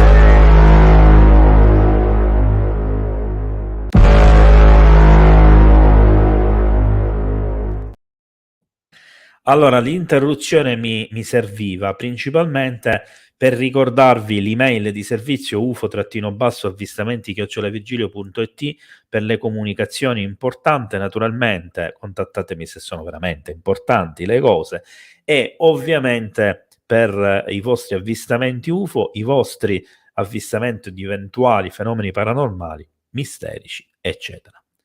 Allora, Roberto. Allora, eravamo fermi appunto a questa cosa qui che appunto avevo detto della cosmologia degli altri dei, che è davvero particolare. Io trovo che sia estremamente moderna rispetto a quello che ti puoi immaginare che sia in quel periodo. Stiamo parlando del Settecento, quindi insomma cambia davvero tanto. Una delle altre cose davvero, davvero misteriosa, che questo libro è pieno di misteri, è come tu dicevi che il latino è la lingua riconosciuta dai demoni. In realtà Abdul afferma che la lingua più potente e la lingua che anche gli dei del caos capiscono è la lingua dei grandi antichi, che hanno fatto quello che vi ho detto, questa protezione per difendere la nostra dimensione. E l'autore in questo caso riproduce fedelmente questa lingua in alcune pagine del libro, non sono abbastanza. Se infatti ci sono, ecco, no, questi sono dei disegni, vai pure avanti, dopo magari li guardiamo dopo questi. Vai. Eccolo qua. Ci sono alcune pagine, sono molte, in cui c'è questa cosa intraducibile. E siccome questo è dal momento che non sappiamo dove sia, un fine linguista, non ha lasciato cadere la cosa così per caso. Ha studiato seriamente questa lingua e l'ha fatta studiare anche ad altri colleghi. Allora, il risultato ad oggi è che noi siamo di fronte ad una lingua, non a un codice segreto classico di quel periodo, insomma stiamo parlando del Medioevo. E non abbiamo idea, cioè si intravedono delle strutture grammaticali. Ecco, sarebbe interessante se mai qualcuno ad oggi si mettesse ad analizzare questa lingua con l'intelligenza artificiale, magari ne uscirebbe qualcosa di carino, non lo sappiamo. Ho visto che hanno fatto delle cose fantastiche utilizzando l'intelligenza artificiale sullo scritto dei Maya, sono riusciti a fare passi da giganti.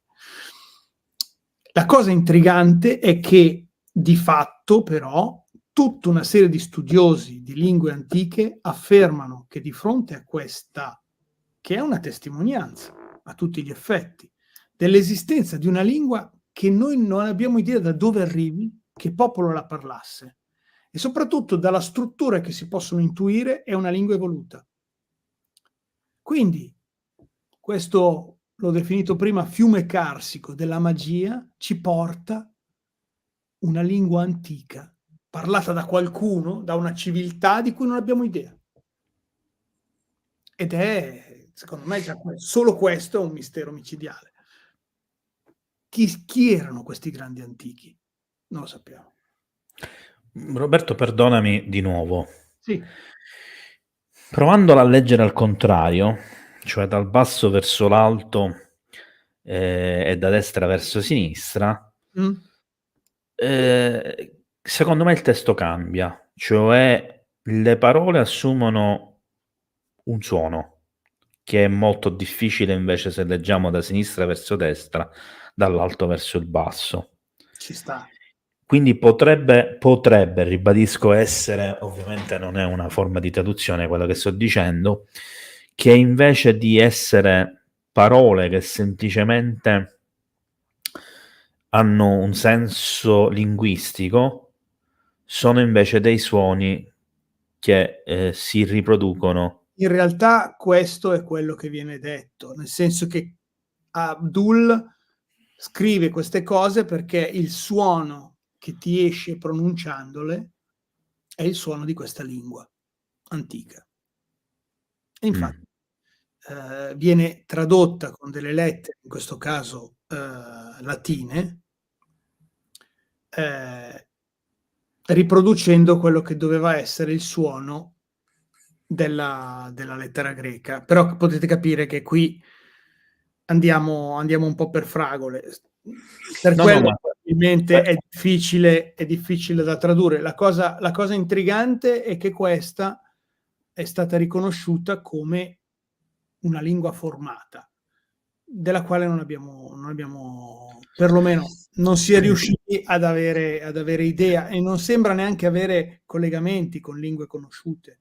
Questo è quello che era abbastanza... A me, sai, mi dà l'impressione, leggendo, ripeto, al contrario, i suoni teorici Sì? di una lingua sumero-accadica. Ci sta, anche lì però non è che abbiamo idea di come suonasse.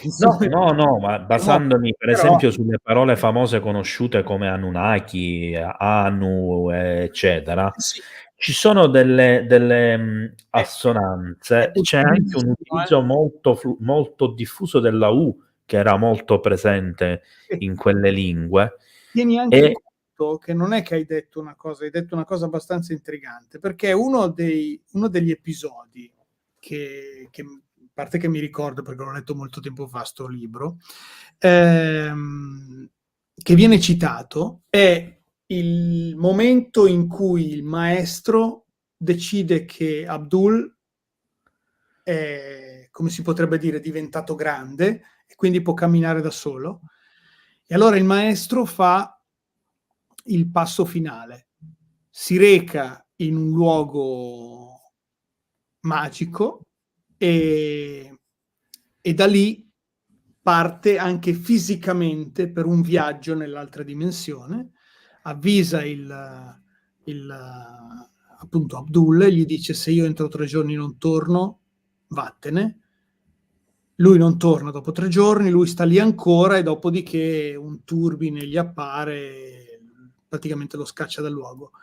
Vanno nella perduta città di Ubar, che è quella famosa città perduta in mezzo o in fondo alla penisola arabica, che appunto ha lontanissime origini accadiche. E sai che dovrebbe essere stata individuata proprio non molto tempo fa grazie ai satelliti che hanno scoperto che c'erano le piste delle carovane che arrivavano nel sud dell'Arabia Saudita. Diciamo, adesso non so se lì il confine sia Arabia Saudita, Yemen, insomma, sai, sì, un po' complicato, adesso non ho idea di dove sia di preciso, però pare l'abbiano trovata, questa che veniva nominata come mitica città in mezzo al deserto, un'oasi, ma probabilmente l'oasi poi è finita certo. Ed è rimasta lì. E sembrerebbe che questi due vadano lì. Quindi la tua idea che assomiglia a quella cosa lì può essere intrigante.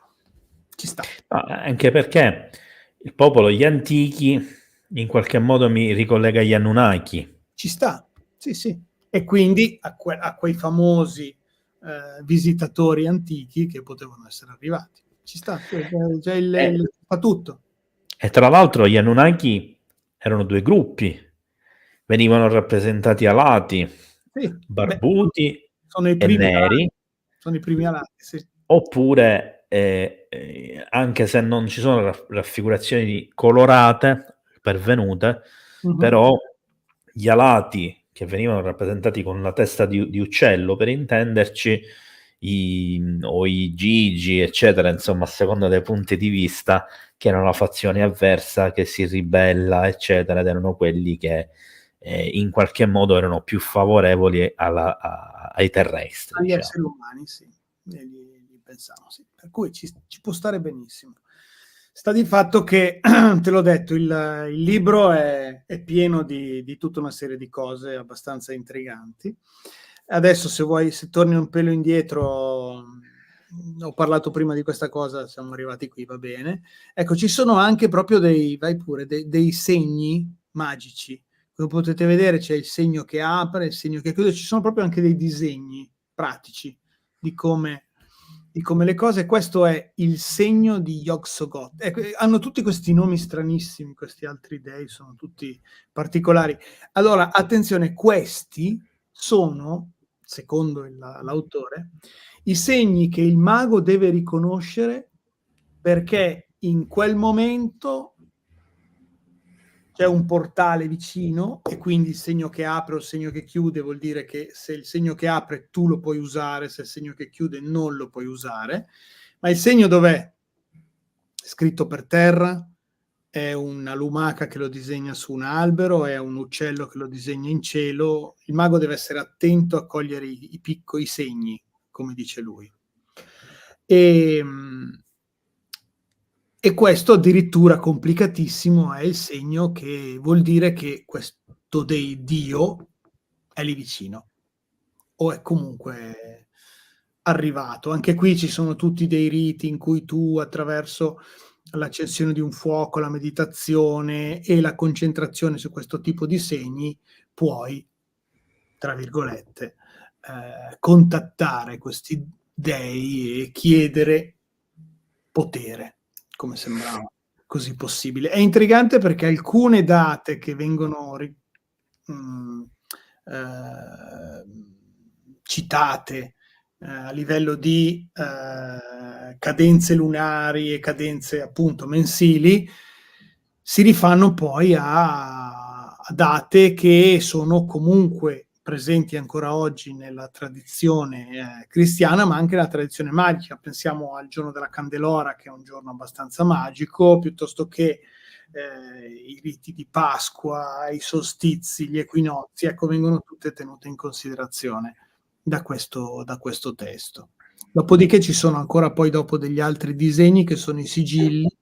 Una parentesi, Vai. anche qui il nome della divinità, suppongo, che è il segno di Yog-Sothoth, sa di nome praticamente ebraico, quindi sì, quasi anche egiziano per certi aspetti. sì, anche, quindi comunque sembra legato a determinate culture. Sì, beh, è chiaro che da qualche parte questi sono arrivati, non è che arrivano da tutto. Questi qui sono appunto dei sigilli di altri dei, vedi ancora?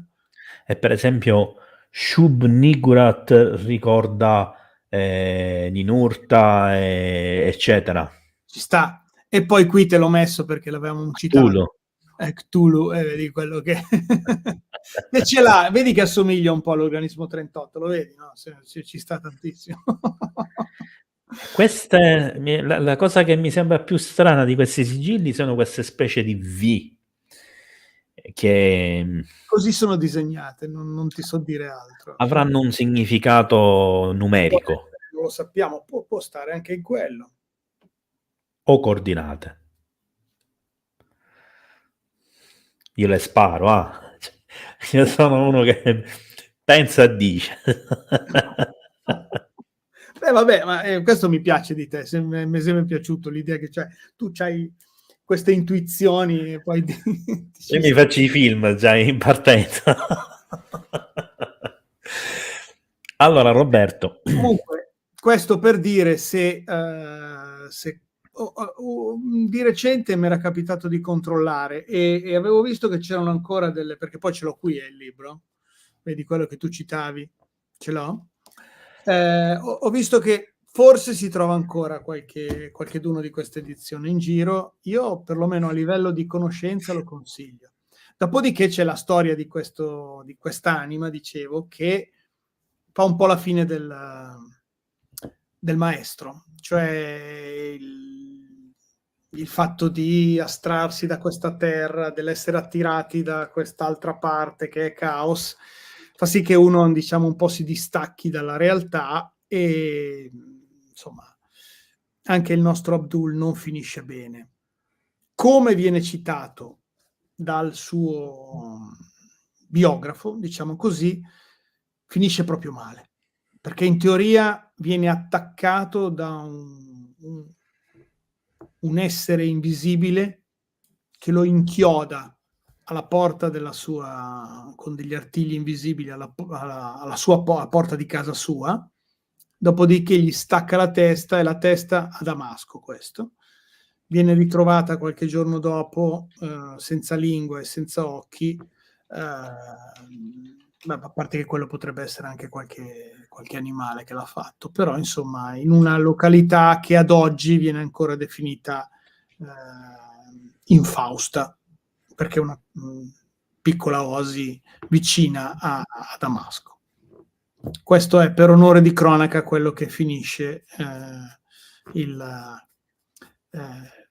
l'autore di questo libro, che fa un po' questo percorso di discesa, no? E tu nel libro lo segui, questa cosa che rimane sempre più, come si potrebbe dire, coinvolto da questa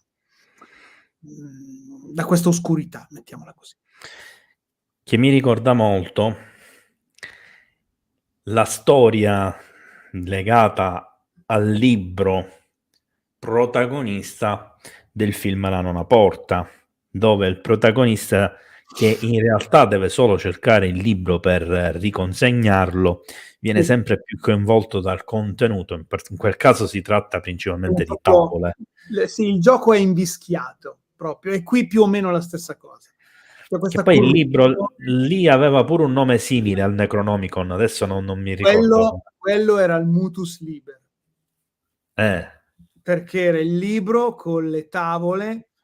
Allora si rifaceva al Mutus Liber degli alchimisti, vedi che su queste cose ci ho girato tanto, dove appunto ci sarebbero i segreti degli alchimisti della grande opera, ma non c'è scritto praticamente niente, ci sono solo 2 o 3 scritte, ma ci sono queste immagini, e queste immagini all'esperto, a colui che sa vedere, dicono tutto, e quindi è in grado di riconoscere, di capire quello che l'immagine dice. E il libro che viene nel film della nona porta ufficialmente non esiste, ma è proprio ispirato al Mutus Liber degli alchimisti. Che però lo chiamano con un termine delomelanium, non mi ricordo nemmeno io quello che è il nome che usano Va bene. Però allora, Roberto, giusto abbiamo qualche domanda? Ora ci arriviamo, giusto per introdurre altri piccoli dettagli che più che altro faremo vedere così a titolo di curiosità. Sì. E naturalmente in qualche modo serviranno anche a rispondere ad alcune piccole domande più che misteriche di tipo di cultura generale che sono state fatte. Ci sono anche delle affermazioni che secondo me sono state causate da una non comprensione o forse da un ritardo nell'entrare nella live di un particolare, quindi che ora ti chiedo di rispiegare. Intanto do un saluto di nuovo a chi è entrato adesso.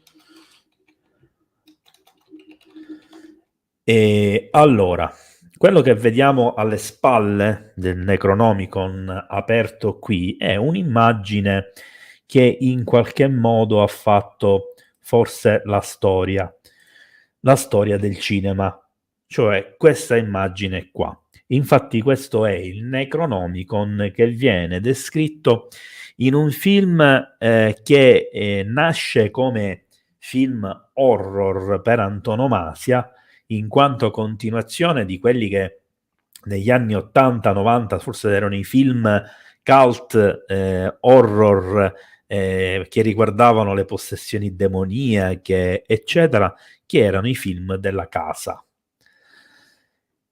A un certo punto hanno fatto un film che non c'entra assolutamente nulla, dove il protagonista del film è questo libro, il Necronomicon, fatto in pelle umana, eccetera, eccetera, che è l'Armata delle Tenebre.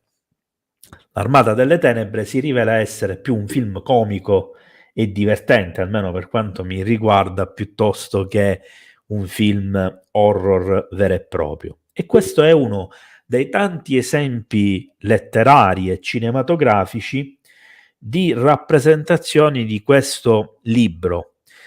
Un libro che ribadisco che ha una versione reale di cui tu hai parlato questa sera, che è una traduzione da un greco fatta da un autore scomparso dopo questa traduzione, di rituali e magie, i quali praticamente non dovrebbero essere letti, non dovrebbero essere tradotti.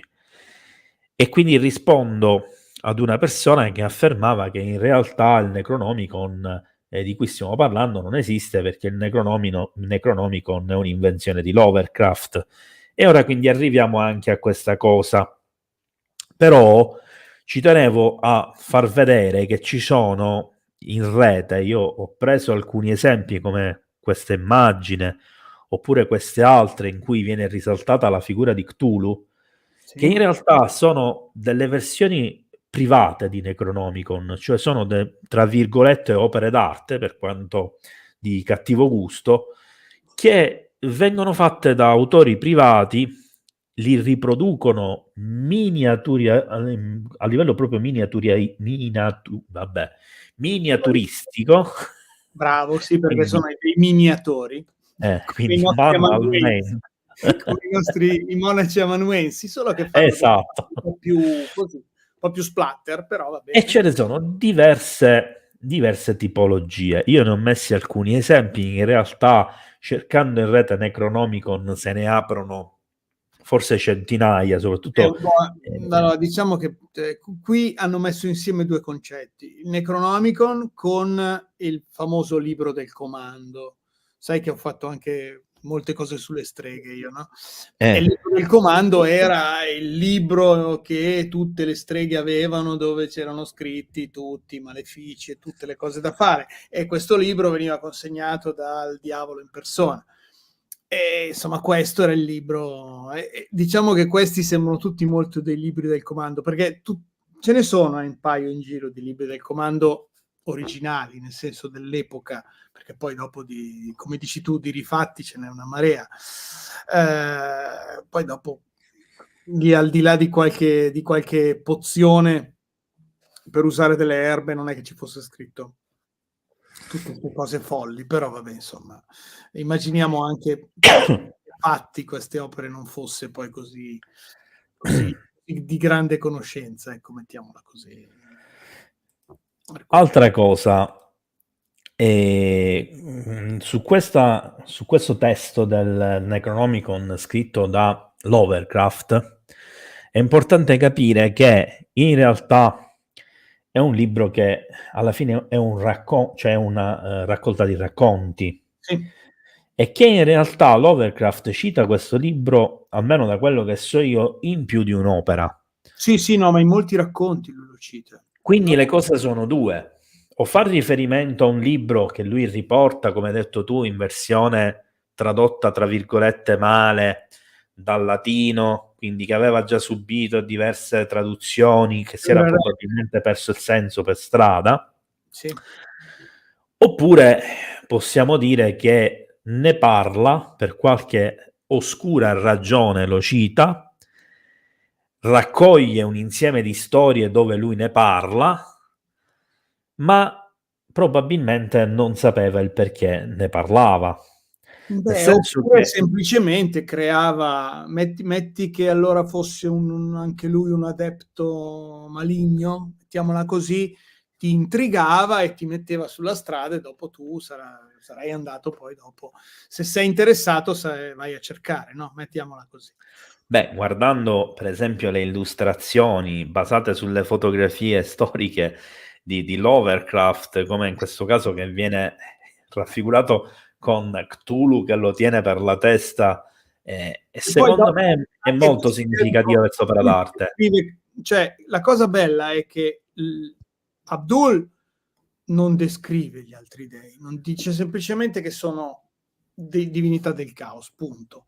Che quando vengono di qui non sono visibili perché sono caos e nella cosa non ci sono, e basta. Però dopo, vabbè, giustamente bisogna dargli una forma fisica per avere un aspetto, no? E quindi c'è questa immagine sempre molto... Beh, fumettistica proprio. Sì, ma in realtà però è abbastanza... Cioè, anch'io Cthulhu l'ho sempre visto più o meno rappresentato così, è questo tentacolare con queste cose un po' così. Vabbè. Poco fa Sì? uno degli amici del pubblico chiedeva se è mai stato fatto un film su Cthulhu.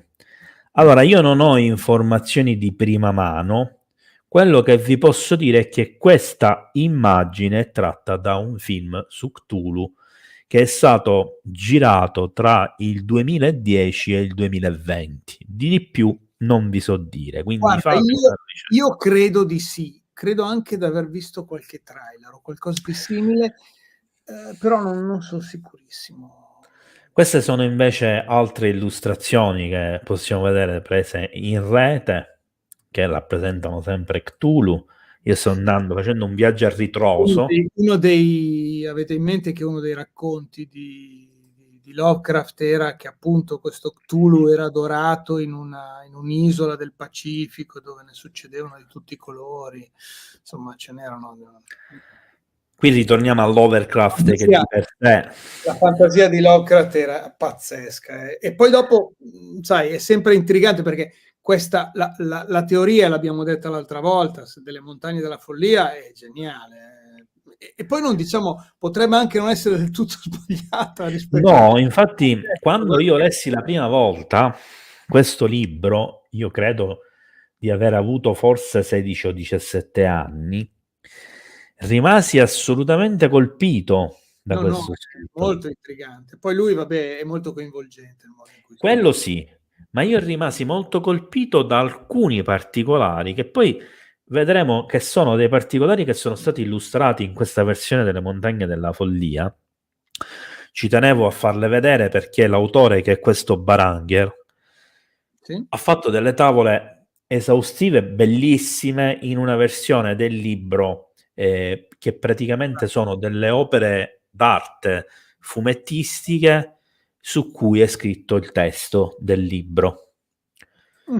E queste sono, diciamo, alcune delle tavole che sono state diffuse in rete, da cui sono state estrapolate naturalmente solo la parte dell'immagine, non la parte dello scritto, quindi sono molto più grandi, che ci catapultano in quella che è la scoperta di strutture in Antartide, che poi è quello che accadrebbe realmente, perché se noi scoprissimo realmente, come magari è accaduto per i Navy SEAL che abbiamo visto del caso Spartan all'inizio, Vedi che abbiamo fatto tutto un giro per tornare allo stesso punto. vero, in pratica vedremmo dei ruderi, delle rovine o piramidi, templi, eccetera, non quelli naturalmente delle foto fatte con intelligenza artificiale, e arriveremmo gradualmente sempre più vicini a scoprire delle strutture che magari sono appartenute ad una precedente civiltà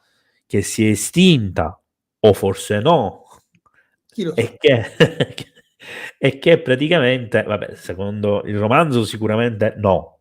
No, sono ancora lì E, sotto. tra l'altro Ma l'ultimo sapete cosa film fanno? Sono di lì. DC Comics Sì? Non so se l'hai visto, Roberto, l'ultimo film di Aquaman. Ah, Secondo me fa molto riferimento alla figura di Cthulhu e molto riferimento a una civiltà sepolta in Antartide, ah, dove si trovava il nemico per eccellenza degli Atlantidei. Ed era proprio un gigante con i tentacoli, eccetera, alla guida di una sorta di demoni zombie che praticamente rispecchiano quello che vediamo appunto in questo romanzo di Lovecraft. mm, E qui ci addentriamo sempre di più nel romanzo, sempre di più nelle scene misteriche, abbandonando quella che è sostanzialmente la superficie dell'Antartide per scendere in un mondo alternativo e sconosciuto e cominciare a trovare quelli che sono i resti di una civiltà, o forse non sono resti.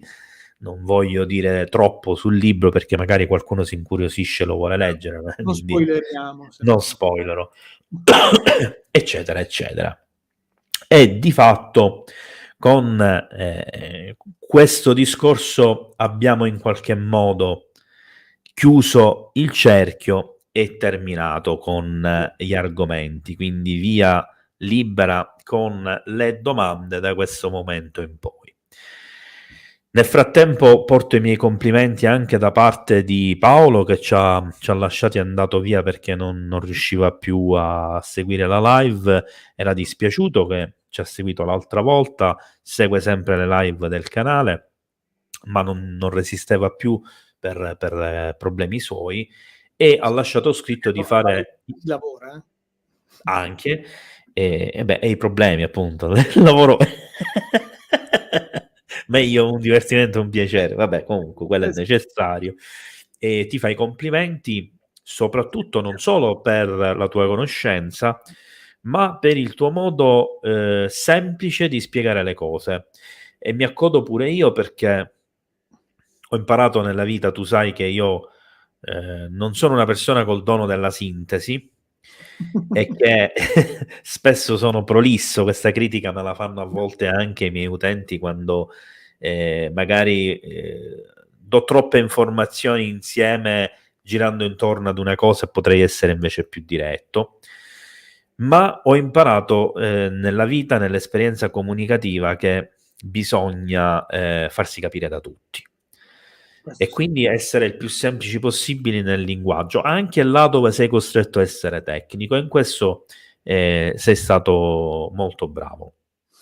Grazie, Gabriele. Vediamo se allora Giorgio ci conferma che il libro nella nona porta lo chiamavano il Delo Melanicon, che è il Delomela. libro Delo Melanicon, che è il libro che poi si dà fuoco Sì, sì, sì. il tizio al castello. Allora, Massimo Crespi insiste nel sostenere che non esiste un Necronomicon, ma sono solo quello di Lovecraft e che Allora, quello che ho io esiste. Dopodiché, vogliamo dire che è tutta un'invenzione di questo tizio? Non lo so, potrebbe anche benissimo darsi, però a tal proposito mi sento di accodarmi e oltre a dire che esiste, oltre a dire che è palese, oltre che tu ce l'hai Roberto e penso che anche altre persone l'avranno avuto o ce l'hanno, allora, di questa edizione dovrebbe essere, forse si riesce ancora a trovare, usato, magari lo trovate. C'è. Dopodiché, che esistesse c'è perché è citato come libro all'indice. Non l'avrebbero messo all'indice se fosse un libro che non esisteva. E poi non non ci solo. sono delle versioni, può anche starci, che quelle che abbiamo noi siano delle fake, ci sta. Io su questo sono sempre, cioè io l'ho sempre detto anche l'altra volta, cioè io propongo teorie strane e io per primo non posso essere uno che quando gli dicono una cosa, per quanto strana sia, non ti può dire: "Beh, oh, potrebbe essere". Poi magari la probabilità è bassissima, va bene, però una probabilità si dà a qualsiasi a qualsiasi cosa, giustamente, no? E quindi ci sta. Allora, che il Necronomicon, mettiamola così, sia esistito è fuor di dubbio, se no non ne parleremmo. Esistono delle prove che questo libro c'era. Sono riusciti a distruggerlo e a cancellarlo dalla faccia della terra? Forse sì, non lo sappiamo. Però sembrerebbe di no, sembrerebbe che come al solito quello che butti dalla finestra ti ritorna dalla porta. E in questo caso. Qualche anno fa, Mh-mh. io all'epoca non ricordo se avevo già i primi blog o se parliamo ancora dell'epoca dei forum, Mh-mh. che io gestivo un gruppo di forum con una piccola comunità, eccetera. Girava un video di una persona che aveva accesso alle aree segrete delle biblioteche vaticane e questo arrivò anche all'epoca su Facebook, che naturalmente era ai primi anni di esistenza. Era un brevissimo video di forse meno di 20 secondi, non ottimale perché girato in un luogo che comunque era sufficientemente buio, eccetera, dove in pratica si vedeva il Necronomicon. Era un testo molto antico, per non dire proprio vecchio, sicuramente un po' logoro, che spiccava in mezzo a tutti questi manoscritti chiaramente storici, mitologici, eccetera, interni in una zona in penombra, eccetera, ed era un libro completamente nero e con la scritta Necronomicon, semplicissimo, eccetera. Questo era un video autentico, io adesso non ricordo altri dettagli, l'ho cercato, l'ho ricercato per giorni e giorni, non si trova più da nessuna parte, o non ho elementi sufficienti per fare una ricerca fruttuosa, che può pure essere, ma era un'ulteriore prova del fatto non solo che esistesse, ma che probabilmente, come ci ha raccontato Roberto, l'autore del libro che lui ha avuto accesso direttamente all'archivio Vaticano, guarda caso dove è stato girato quel video, e dove praticamente c'era una versione in greco sotto finto nome. Finto nome, c'è la cosa, o meglio, catalogata male, perché poi non credo ci fosse scritto Necronomicon sopra. Lui non lo dice, però era un libro, sai, probabilmente noi siamo abituati ad avere il titolo sull'opera, in realtà una volta non era, le copertine erano in pelle, poi te lo aprivi e ti leggevi il titolo dentro. E anche questo è verissimo. Allora,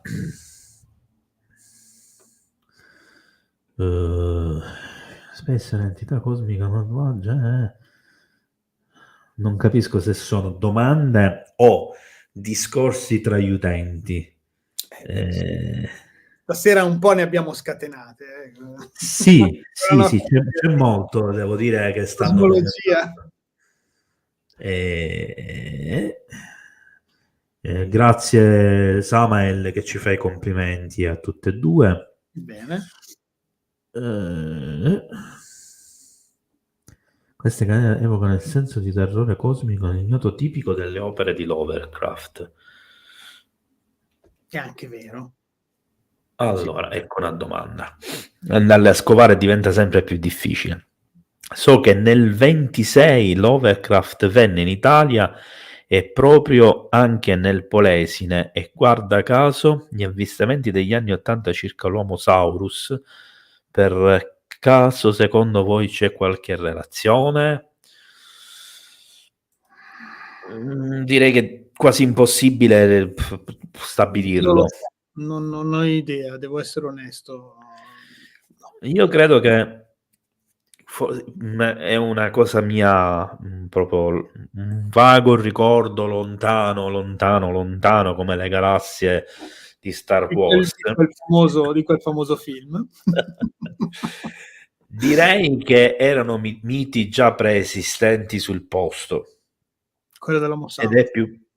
ed è più probabile, tra l'altro se non ricordo male appare anche in Emilia Romagna, è sempre vicino ai fiumi e in concomitanza dell'apparizione della nebbia. Se non ricordo, cioè, facendo due conti, potrei sostenere che, essendo che un personaggio misterico è arrivato in quel luogo, possa avere innescato un meccanismo dove le persone tendono a vedere più facilmente qualcosa che è nei miti locali, eccetera, o più semplicemente a prestare più attenzione, che è quello che facciamo normalmente noi quando si parla di avvistamenti UFO. Più se ne parla, più tendiamo a guardare in cielo e più facilmente riusciamo a vederlo. Siamo d'accordo. Anche perché cioè, questa è una cosa che abbiamo sempre detto, cioè, se non alzi lo sguardo in cielo non vedrai mai niente. Quindi cioè, sta di fatto che più uno guarda e più qualcosa vede, o perlomeno ha più probabilità. Poi. Allora, qua parlano anche di parole magiche, cartoni animati, rinascita degli dei. Le parole magiche sono già una cosa interessante di per sé. Qui sarebbe già, ci si potrebbe fare una puntata su questa. Questa è una cosa che mi intriga molto. E magari vediamo se Perché riusciamo. secondo me si collega al concetto di vibrazione e di energia. E anche qui il concetto del vero nome delle cose ha un senso all'interno di tutta questa cosa. Perché se ci pensiamo, se tutto è vibrazione, e in effetti lo è, perché in un certo senso la fisica moderna ci ha spiegato che la materia non è nient'altro che dell'energia che vibra a un livello, diciamo, più basso rispetto a delle frequenze superiori in cui la fisicità riesce a scomparire, no? E quindi di conseguenza una vibrazione dell'aria come quella della voce, grazie alla quale ci stiamo sentendo in questo momento, potrebbe interagire con la materia con una frequenza giusta e quindi pronunciando un suono di un certo tipo. Allora, probabilità quasi zero, come stavo dicendo prima, però teoricamente sì. Quindi se tu usi il giusto nome delle cose, puoi imporre la tua volontà a un oggetto. Beh, diciamo che alla base della conoscenza sia alchemica che magica ci stanno parole, suoni e simboli che poi alla fine sono concatenati e sono quelli che hanno anche un significato intrinseco in sé, a sé stante, eccetera, che spesso magari non c'entra assolutamente nulla con il senso apparente o con il suono emesso. In realtà, secondo me, in questo caso la potenza è il suono, perché la vibrazione è quella che trasmette qualcosa. E dicendo questa cosa mi hai fatto ricordare un personaggio che è storico, tutto italiano, che è Gustavo Roll. Bravo. Qui stiamo parlando di qui ragazzi, qui tanta roba, qui subito alzo le mani. Guarda, ho avuto la fortuna di recente di avere modo di parlare con una persona che aveva una grande differenza d'età con Roll e ha avuto modo proprio di vivere a contatto con Roll gli ultimi anni in cui era ancora tra noi, mi ha raccontato delle cose fantastiche. Veramente un personaggio eccezionale, Gustavo Roll. Sì, è sicuramente che aveva una conoscenza che andava oltre quelle che è l'apparenza. Sono abbastanza d'accordo, aveva delle capacità e poi dopo vabbè, si può aprire il dibattito che magari tutti li abbiamo, non le sappiamo usare, ci sta tutto. Chi lo sa. Beh, lì togliendo i detrattori che, tra virgolette, hanno sempre remato contro, hanno cercato di demolire la figura di Gustavo Roll, secondo me facendo solo delle magre figure di chi vuole a tutti i costi evitare che una cosa venga ufficializzata. Ma in realtà la storia e le esperienze di Gustavo Roll sono documentate non solo da libri da articoli, eccetera, ma da documenti ufficiali, tra l'altro anche governativi italiani, cioè ha prestato servizio, tra virgolette, anche in epoca fascista, eccetera. No, ha dato una mano in certe indagini e su questo ci sono i verbali, quindi non si Quindi scappa. alla fine stiamo, anche per chi ha bisogno di prove, stiamo parlando di qualcuno che di prove se ne è lasciato alle spalle parecchie. Domanda: il Vaticano nasconde testi che fanno riferimento ad Elohim e relative interazioni in Israele? Allora, sull'ultima parte delle relative interazioni in Israele non te lo so dire. Che nasconda testi che fanno riferimento agli Elohim, ci potrei quasi mettere la mano sul fuoco come Muzio Scevola. Allora, mi spiego. Se c'è un posto dove veramente possiamo trovare libri persi nel tempo, è la Biblioteca Vaticana. Tant'è che non è una biblioteca accessibile a tutti, cioè non è che puoi entrare lì, buongiorno, anche solo consultarlo. Certi libri, no. Ed è, secondo me, significativa la vicenda che abbiamo, o perlomeno esemplificativa di cosa succede, cioè questo testo maledetto e da cancellare viene tolto, si potrebbe dire, dal pubblico, ma non viene distrutto.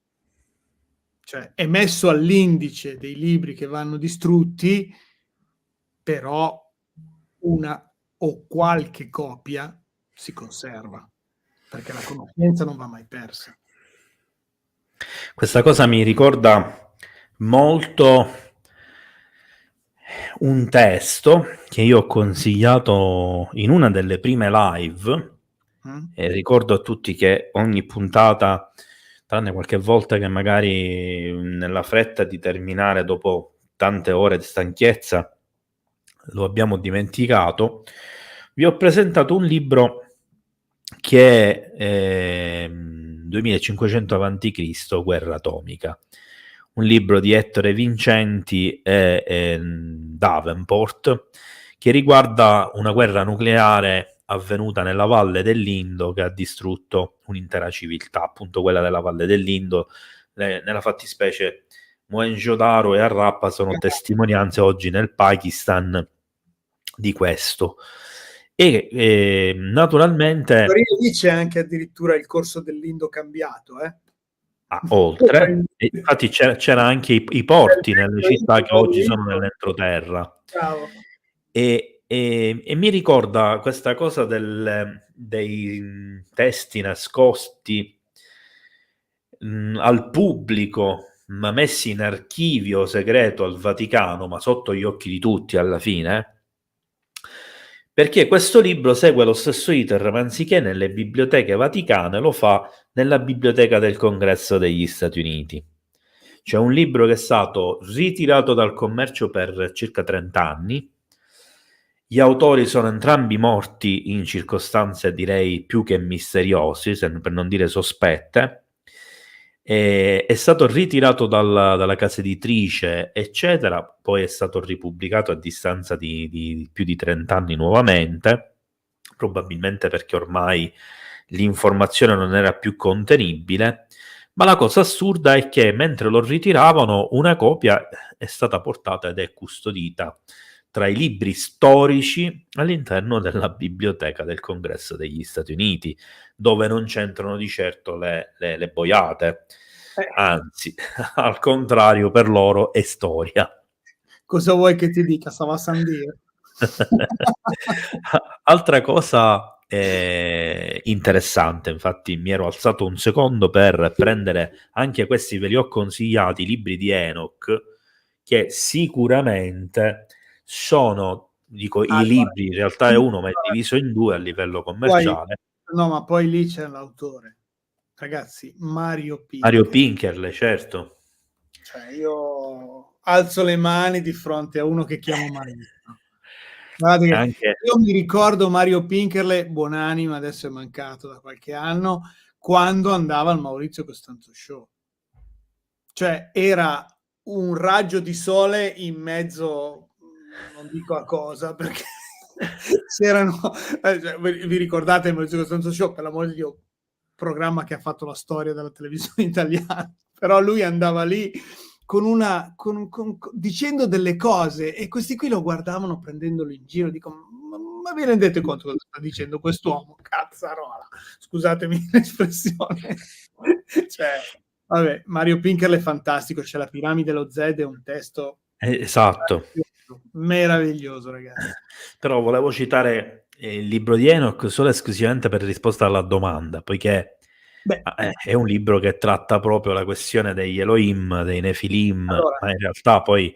Già andiamo a parlare, il libro di Enoch, teoricamente, è un libro dell'Antico Testamento.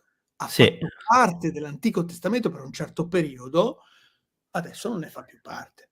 Quindi anche adesso addirittura in questi giorni è ritornato in voga parlarne, ma negativamente, perché ci sono alcuni studiosi che stanno cercando in tutti i modi di dimostrare che è un falso. Non sanno più come fare per demolire determinati non voglio testi. neanche commentare questa cosa qua, non voglio nemmeno dirla, dai. Allora, chi era? Addirittura citato come uno dei patriarchi. Va bene. La Groenlandia merita approfondimenti di misteri o è scarsa in misteri? Allora, non ne so molto, sinceramente, sulla Groenlandia, per cui non lo so. In realtà la Groenlandia, già il nome ci ricorda i vichinghi e già ne hanno fatti abbastanza anche loro, nel senso che già il fatto che siano arrivati lì e poi magari siano arrivati negli Stati Uniti già di per sé è un mistero. Però, di fatto però non ho idea di presenze misteriche all'interno della Groenlandia, però sai anche lì c'è un dato di fatto che però ci sta dando una mano. Si stanno sciogliendo molto velocemente i ghiacci e chissà cosa può saltare fuori da lì. Non lo sappiamo. Per ora ho sentito dei giacimenti di pietre preziose. Quello l'ho sentito di recente. Che c'è ma sicuramente. Una specie di corsa ai diamanti o addirittura ai rubini in una zona della Groenlandia dove appunto si è ritirato un ghiacciaio e hanno trovato che ci sono sotto dei giacimenti quasi a cielo aperto.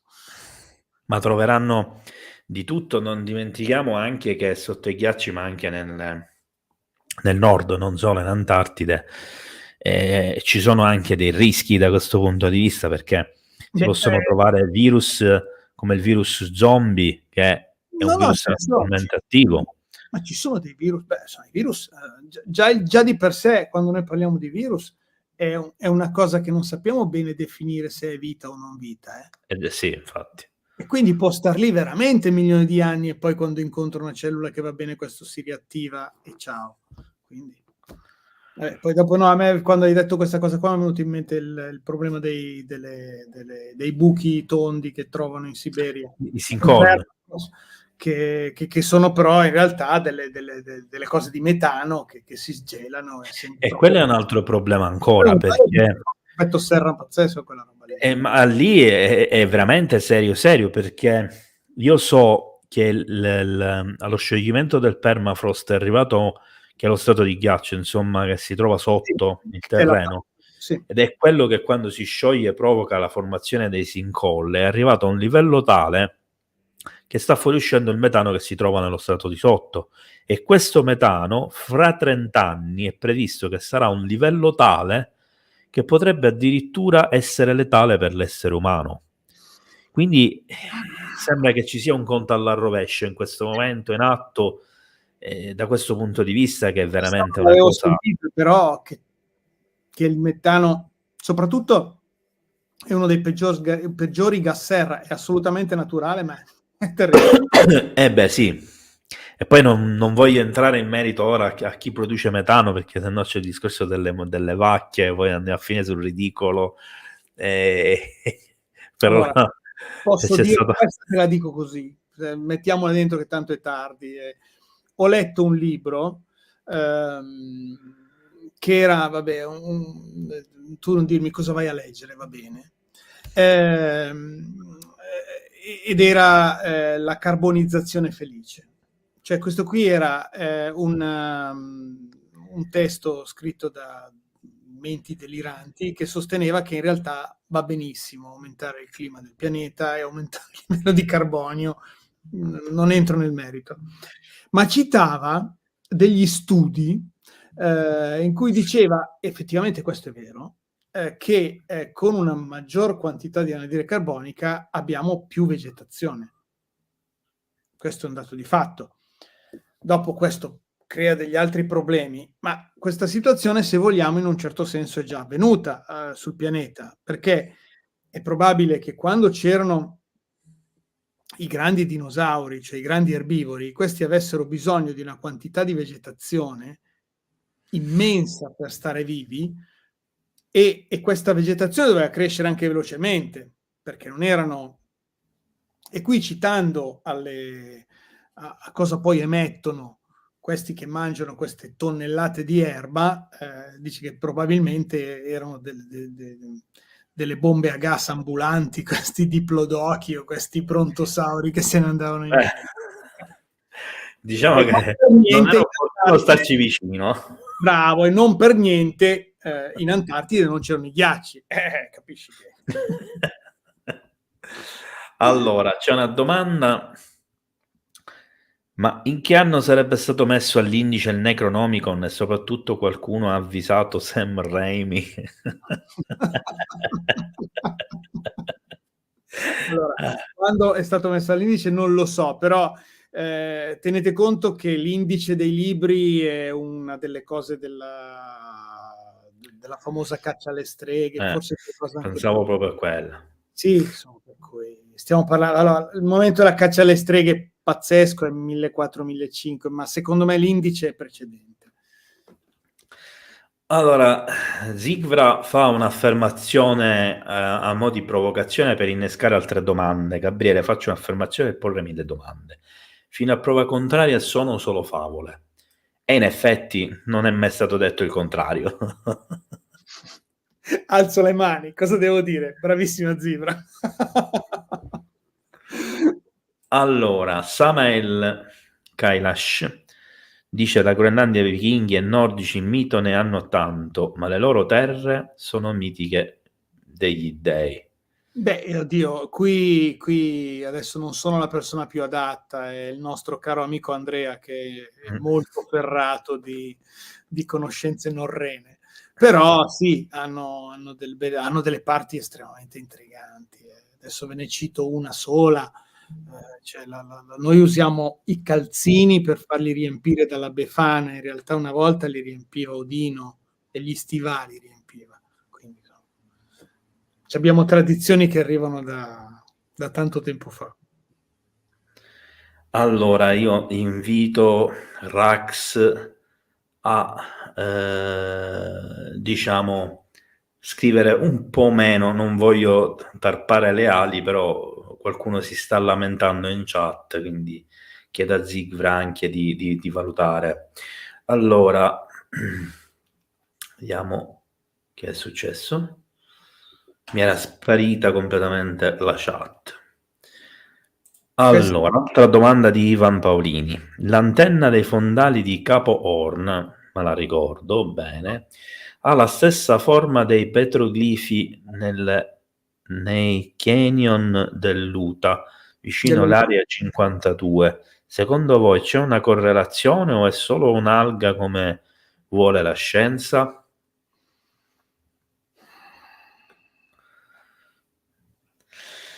Non lo so. Allora, per me non è una cosa naturale, Stai parlando dell'antenna. dell'antenna. Beh, quindi se non è una cosa naturale...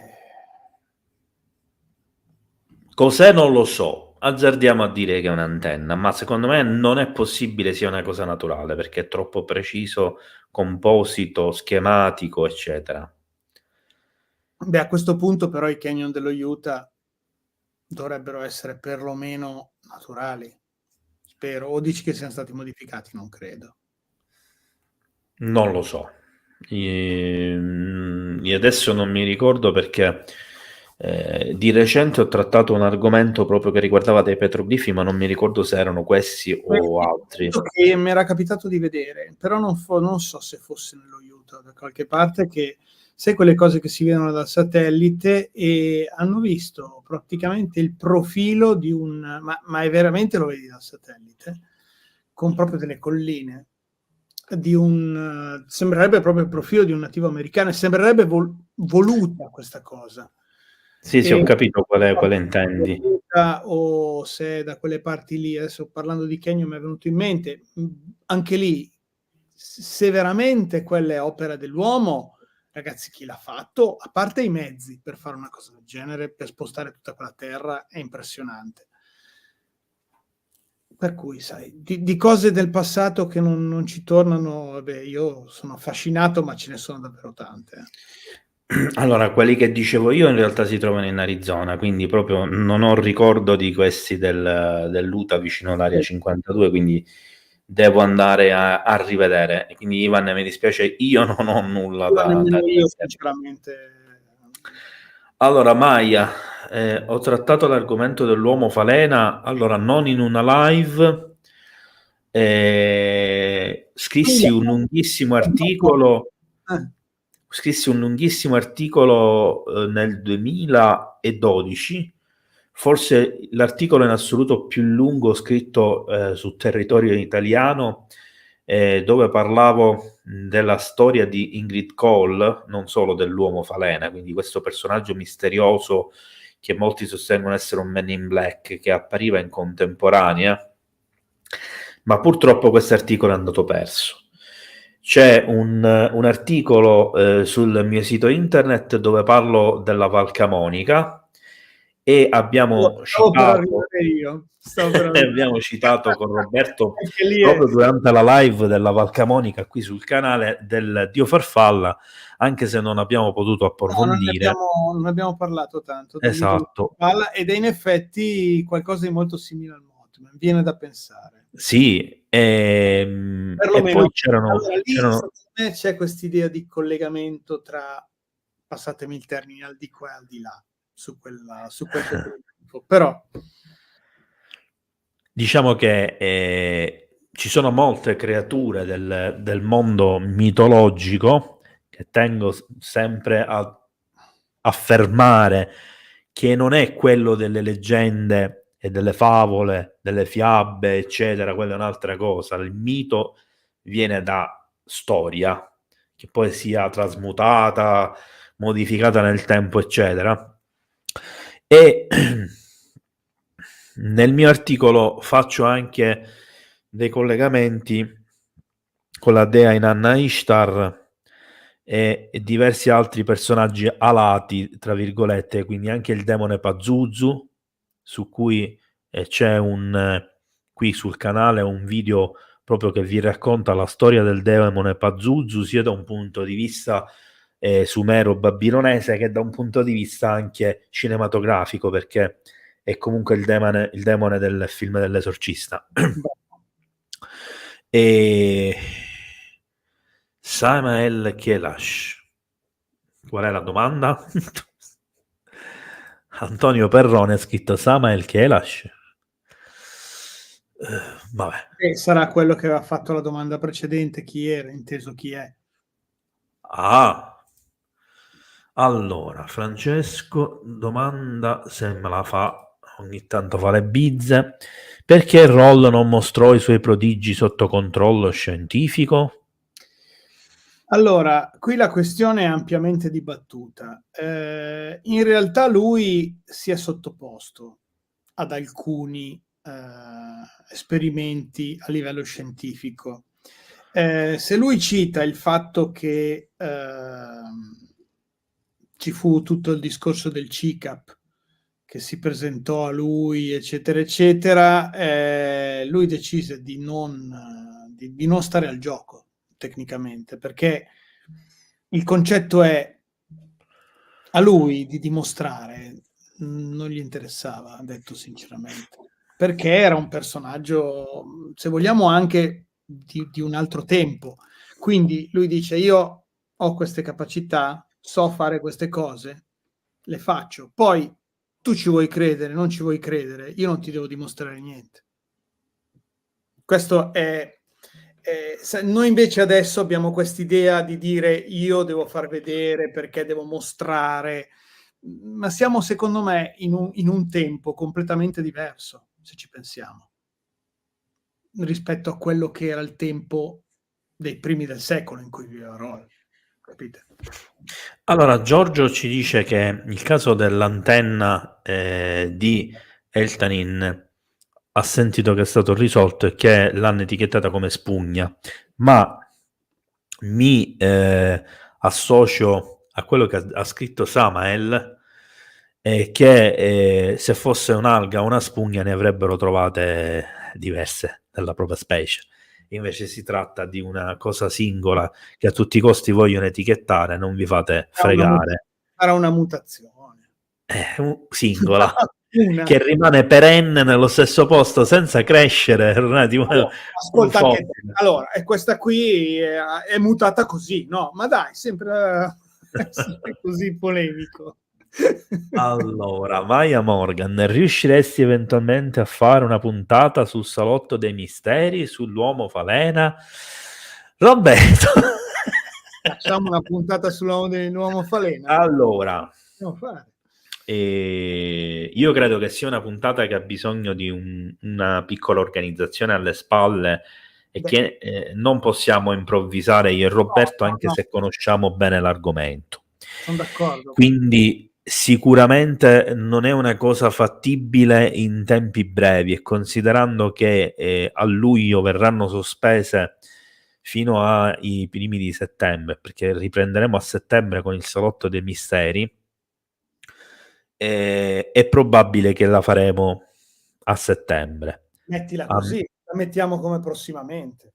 eh, a meno che, ma non ve lo possiamo garantire né io né Roberto, riusciamo ad organizzarla per l'ultimo martedì di giugno, tra 2 settimane. È un po' vicina. È vicino, lo so, però io non amo mettere limiti, la lascio in sospeso. Se salta quel martedì se ne parla, sappiate, e quindi mi rivolgo naturalmente anche a te, Maia, in particolar modo, che se ne parla a settembre. Hai mai visto il film Elysium? Sì, io sì, Roberto pure. Come possono le religioni monoteiste, che credono in un solo Dio, essere collegate a divinità e demoni simili a quelli descritti dal Necronomicon? Un'opera di finzione Lovecraftiana? In realtà non lo sono.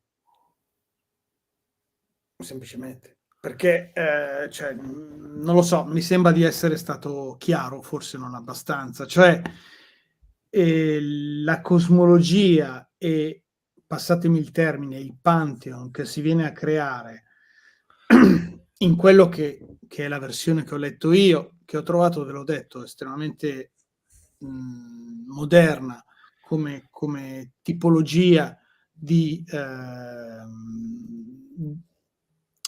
creazione, passatemi il termine. È chiaro che noi abbiamo, cioè le religioni monoteiste partono dall'idea di avere un solo Dio.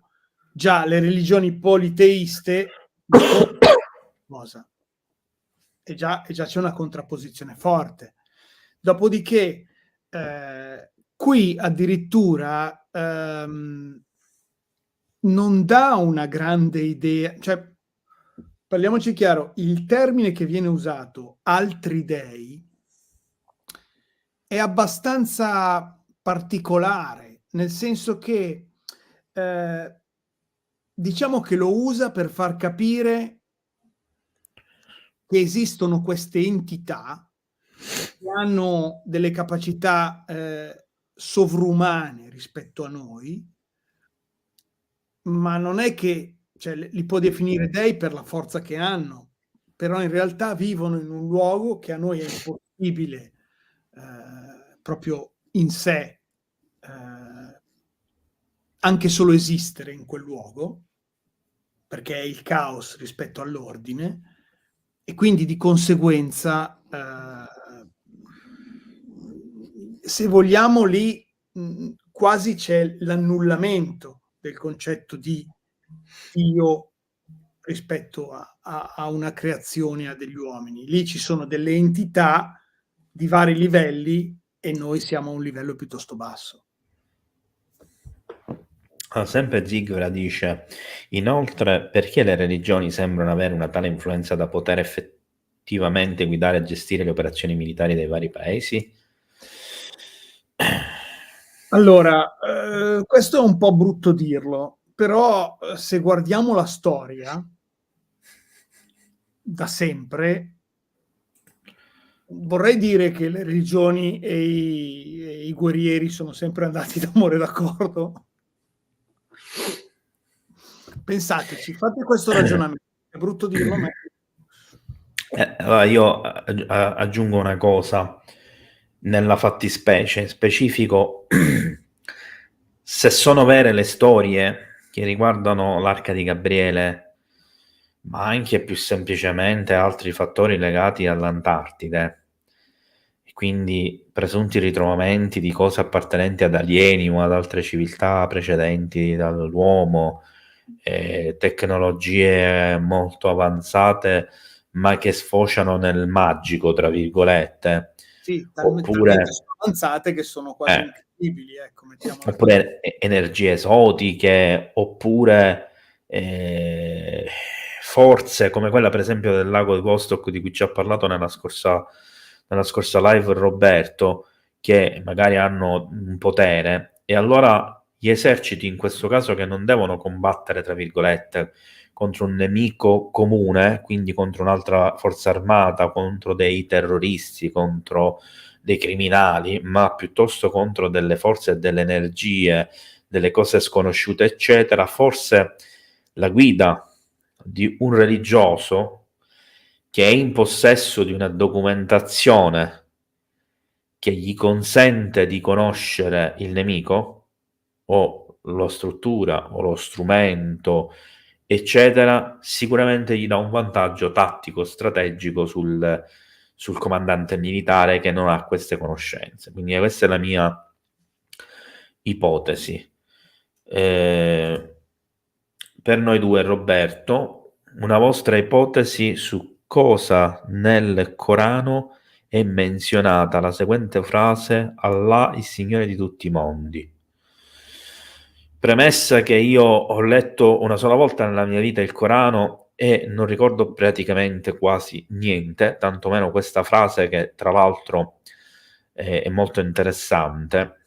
Beh, io posso essere sincero, me l'ha fatta venire in mente, me la ricordavo questa frase. Anche qui, diciamo che me l'ero dimenticata, però effettivamente è intrigante questa cosa. Allah è il Signore di tutti i mondi, quindi in teoria Allah è talmente grande che comanda su tutte le dimensioni.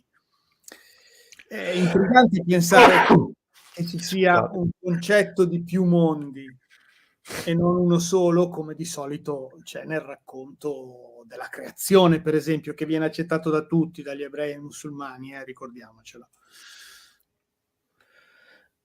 Allora,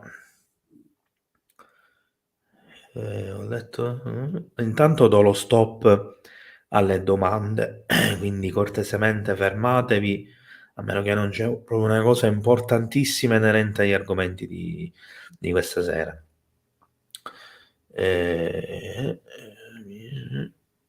Che ne pensate di Edgar Cayce, il roll americano?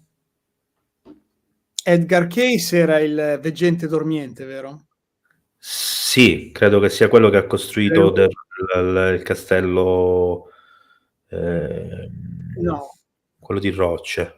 no, quello il castello di Corallo era un tizio di origine russa, bielorusso, se non mi sbaglio.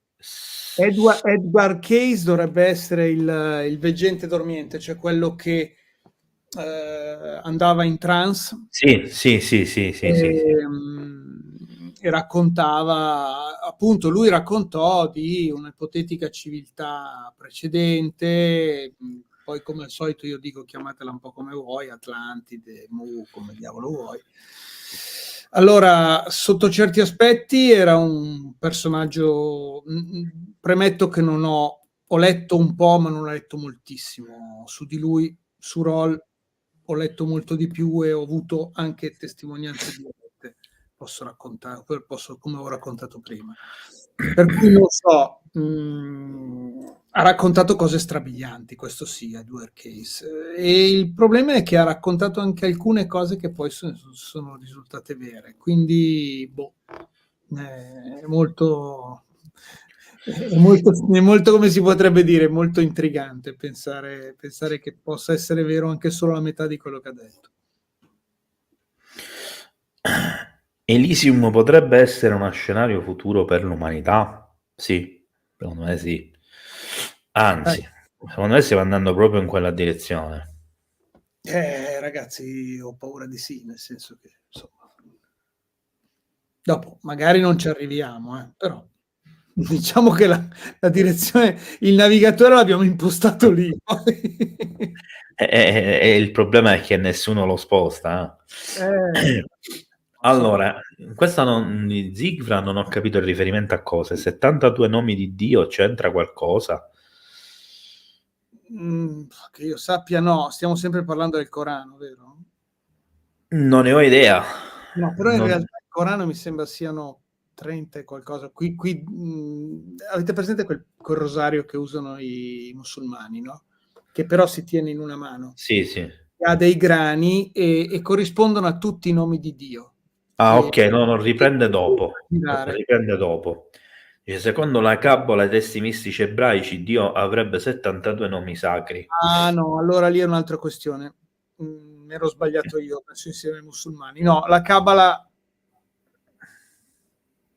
tanta roba. Ho avuto modo di toccare con mano la Cabala molti anni fa e devo dire che è già il numero 72 non è un numero a caso, però anche qui adesso se cominciamo a parlare di questo non ne usciamo più vivi. Sta di fatto che, ecco, quando parliamo di conoscenze esoteriche, ecco, la Cabala ebraica ha una conoscenza esoterica e poi soprattutto una scuola iniziatica spettacolare. Su quello sono abbastanza convinto. Da dove arrivi? Vabbè, io la mia idea ce l'ho, adesso la butto qui così in un 2x3, però io sono convinto, contrariamente a quanto si possa pensare, che l'ebraismo e l'idea del Dio unico non sia di origini mesopotamiche come ci vorrebbero far credere, perché Abramo in teoria parte da Ur dei Caldei, che sta in Mesopotamia, chiamato da Dio va verso la terra promessa. Io penso più che il Dio unico se l'era inventato o aveva capito che era così un faraone che venne dichiarato eretico, che era Akhenaton, padre di Tutankhamon, che cambiò il suo nome in Tutankhamon perché lui si chiamava Tutankhaton. Aton era il figlio, era il dio sole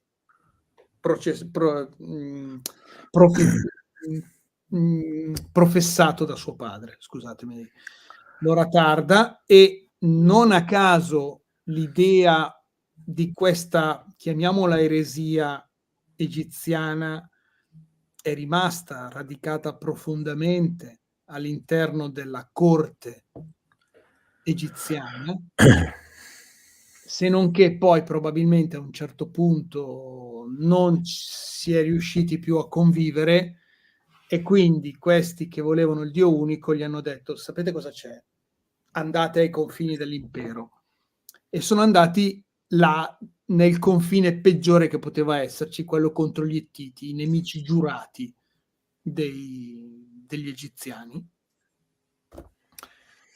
e il legame tra la linea di sangue della casa regnante ebraica e dei faraoni è sempre stato fortissimo. Ad oggi ancora gli ebrei hanno la discendenza di sangue per linea femminile, non maschile. E noi, per esempio, quando leggiamo la sequenza che è la discendenza diretta di Gesù da Davide, andiamo per nomi di uomini, ma in realtà è una linea femminile, una linea matriarcale, tant'è che la parente di Davide non è Giuseppe, è Maria per Gesù.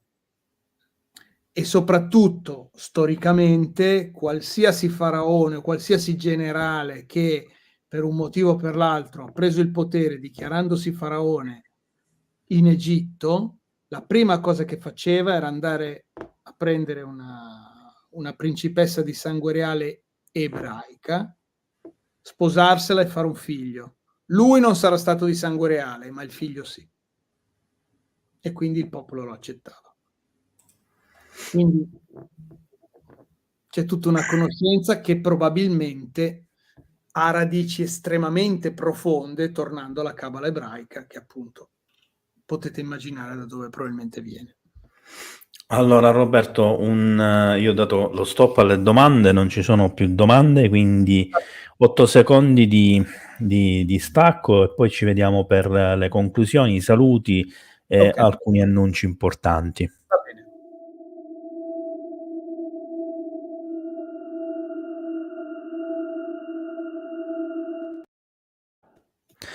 Allora, innanzitutto vorrei ricordare a tutti quanti che il Salotto dei Misteri va in live ogni venerdì sera dalle 21:10, ma vi invito a controllare sempre costantemente la bacheca perché potrebbero esserci delle puntate improvvisate per i più svariati motivi anche il martedì sera allo stesso orario.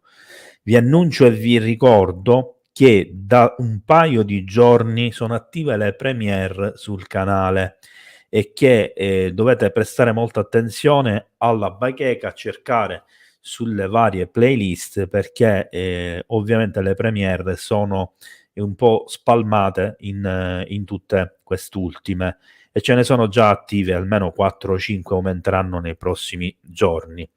Naturalmente vi ricordo che potete seguirmi sul mio sito internet che si chiama UFO e Misteri dal Mondo, anche se il sito è www.statodiemergenza.com, dove trovate articoli, relazioni, ricerche, approfondimenti, eccetera. Vi ricordo ancora una volta l'email di servizio ufoavvistamenti@virgilio.it con il trattino tra UFO e avvistamenti.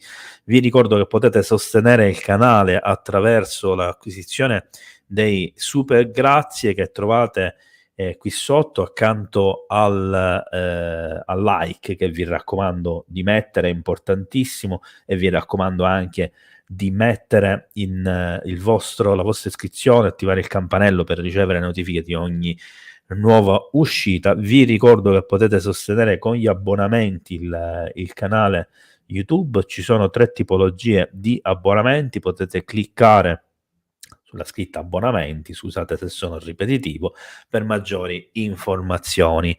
E naturalmente potete acquistare il mio romanzo di fantascienza Cronache dallo spazio Marte, il pianeta degli antenati. E con questo ringrazio tutti di essere stati qui con noi, naturalmente per la bella serata con Roberto, che ringrazio in particolar modo per la disponibilità quasi improvvisata a distanza di pochissimi giorni, e per fare future puntate che vedremo di organizzare. In realtà già ne avevamo 2 o 3 in elaborazione per la nuova stagione, quindi aggiungeremo anche quella sul dio farfalla e il Mothman delle profezie. Roberto. Beh, io prima di tutto ringrazio te perché mi piace sempre insomma, come si potrebbe dire, è sempre un piacere stare qua a fare 4 chiacchiere con te, a parlare di queste cose. Vedi che questi erano, come si dice, erano gli avanzi. Abbiamo fatto 3 ore di avanzi stasera con quello che c'era da... Avanzi interessanti, direi. Sono venuti bene, devo dire la verità. È stata una puntata che mi è piaciuta, devo dire la verità. Sì. Dopodiché, grazie a tutti quelli che ci hanno ascoltato fino adesso, perché poi dopo la cosa importante è quella, e come dico sempre, spero che abbiate un dubbio in più di quello di quando avete cominciato ad ascoltarci, e vuol dire che a qualcosa siamo serviti. Dopodiché, ognuno faccia la sua strada. 2 ultime cose. Libro consigliato di questa puntata e anche della scorsa, perché in realtà doveva essere la scorsa puntata, È vero, è la Terra Cava, alla scomparsa della Terra Cava, nuova edizione aggiornata di Edoardo Agartha Shamballa, di Edoardo Eldorado, buonanotte, Agartha e Shamballa di Costantino Paglialuca. Vi consiglio questo libro perché è davvero interessantissimo e non è la solita solfa che riguarda le teorie della terra cava, eccetera, eccetera. Ovviamente, come vi dico sempre, infine, occhi aperti e soprattutto in questo periodo di occhio al cielo. Io sono quasi arrivato, comincio a dire le parole in modo sbagliato per la stanchezza. Occhi al cielo, soprattutto in questo periodo di grandi avvistamenti UFO, di grandi cambiamenti e probabilmente di grandi novità. Buonanotte a tutti. Buonanotte. Ciao, ci vediamo alla prossima.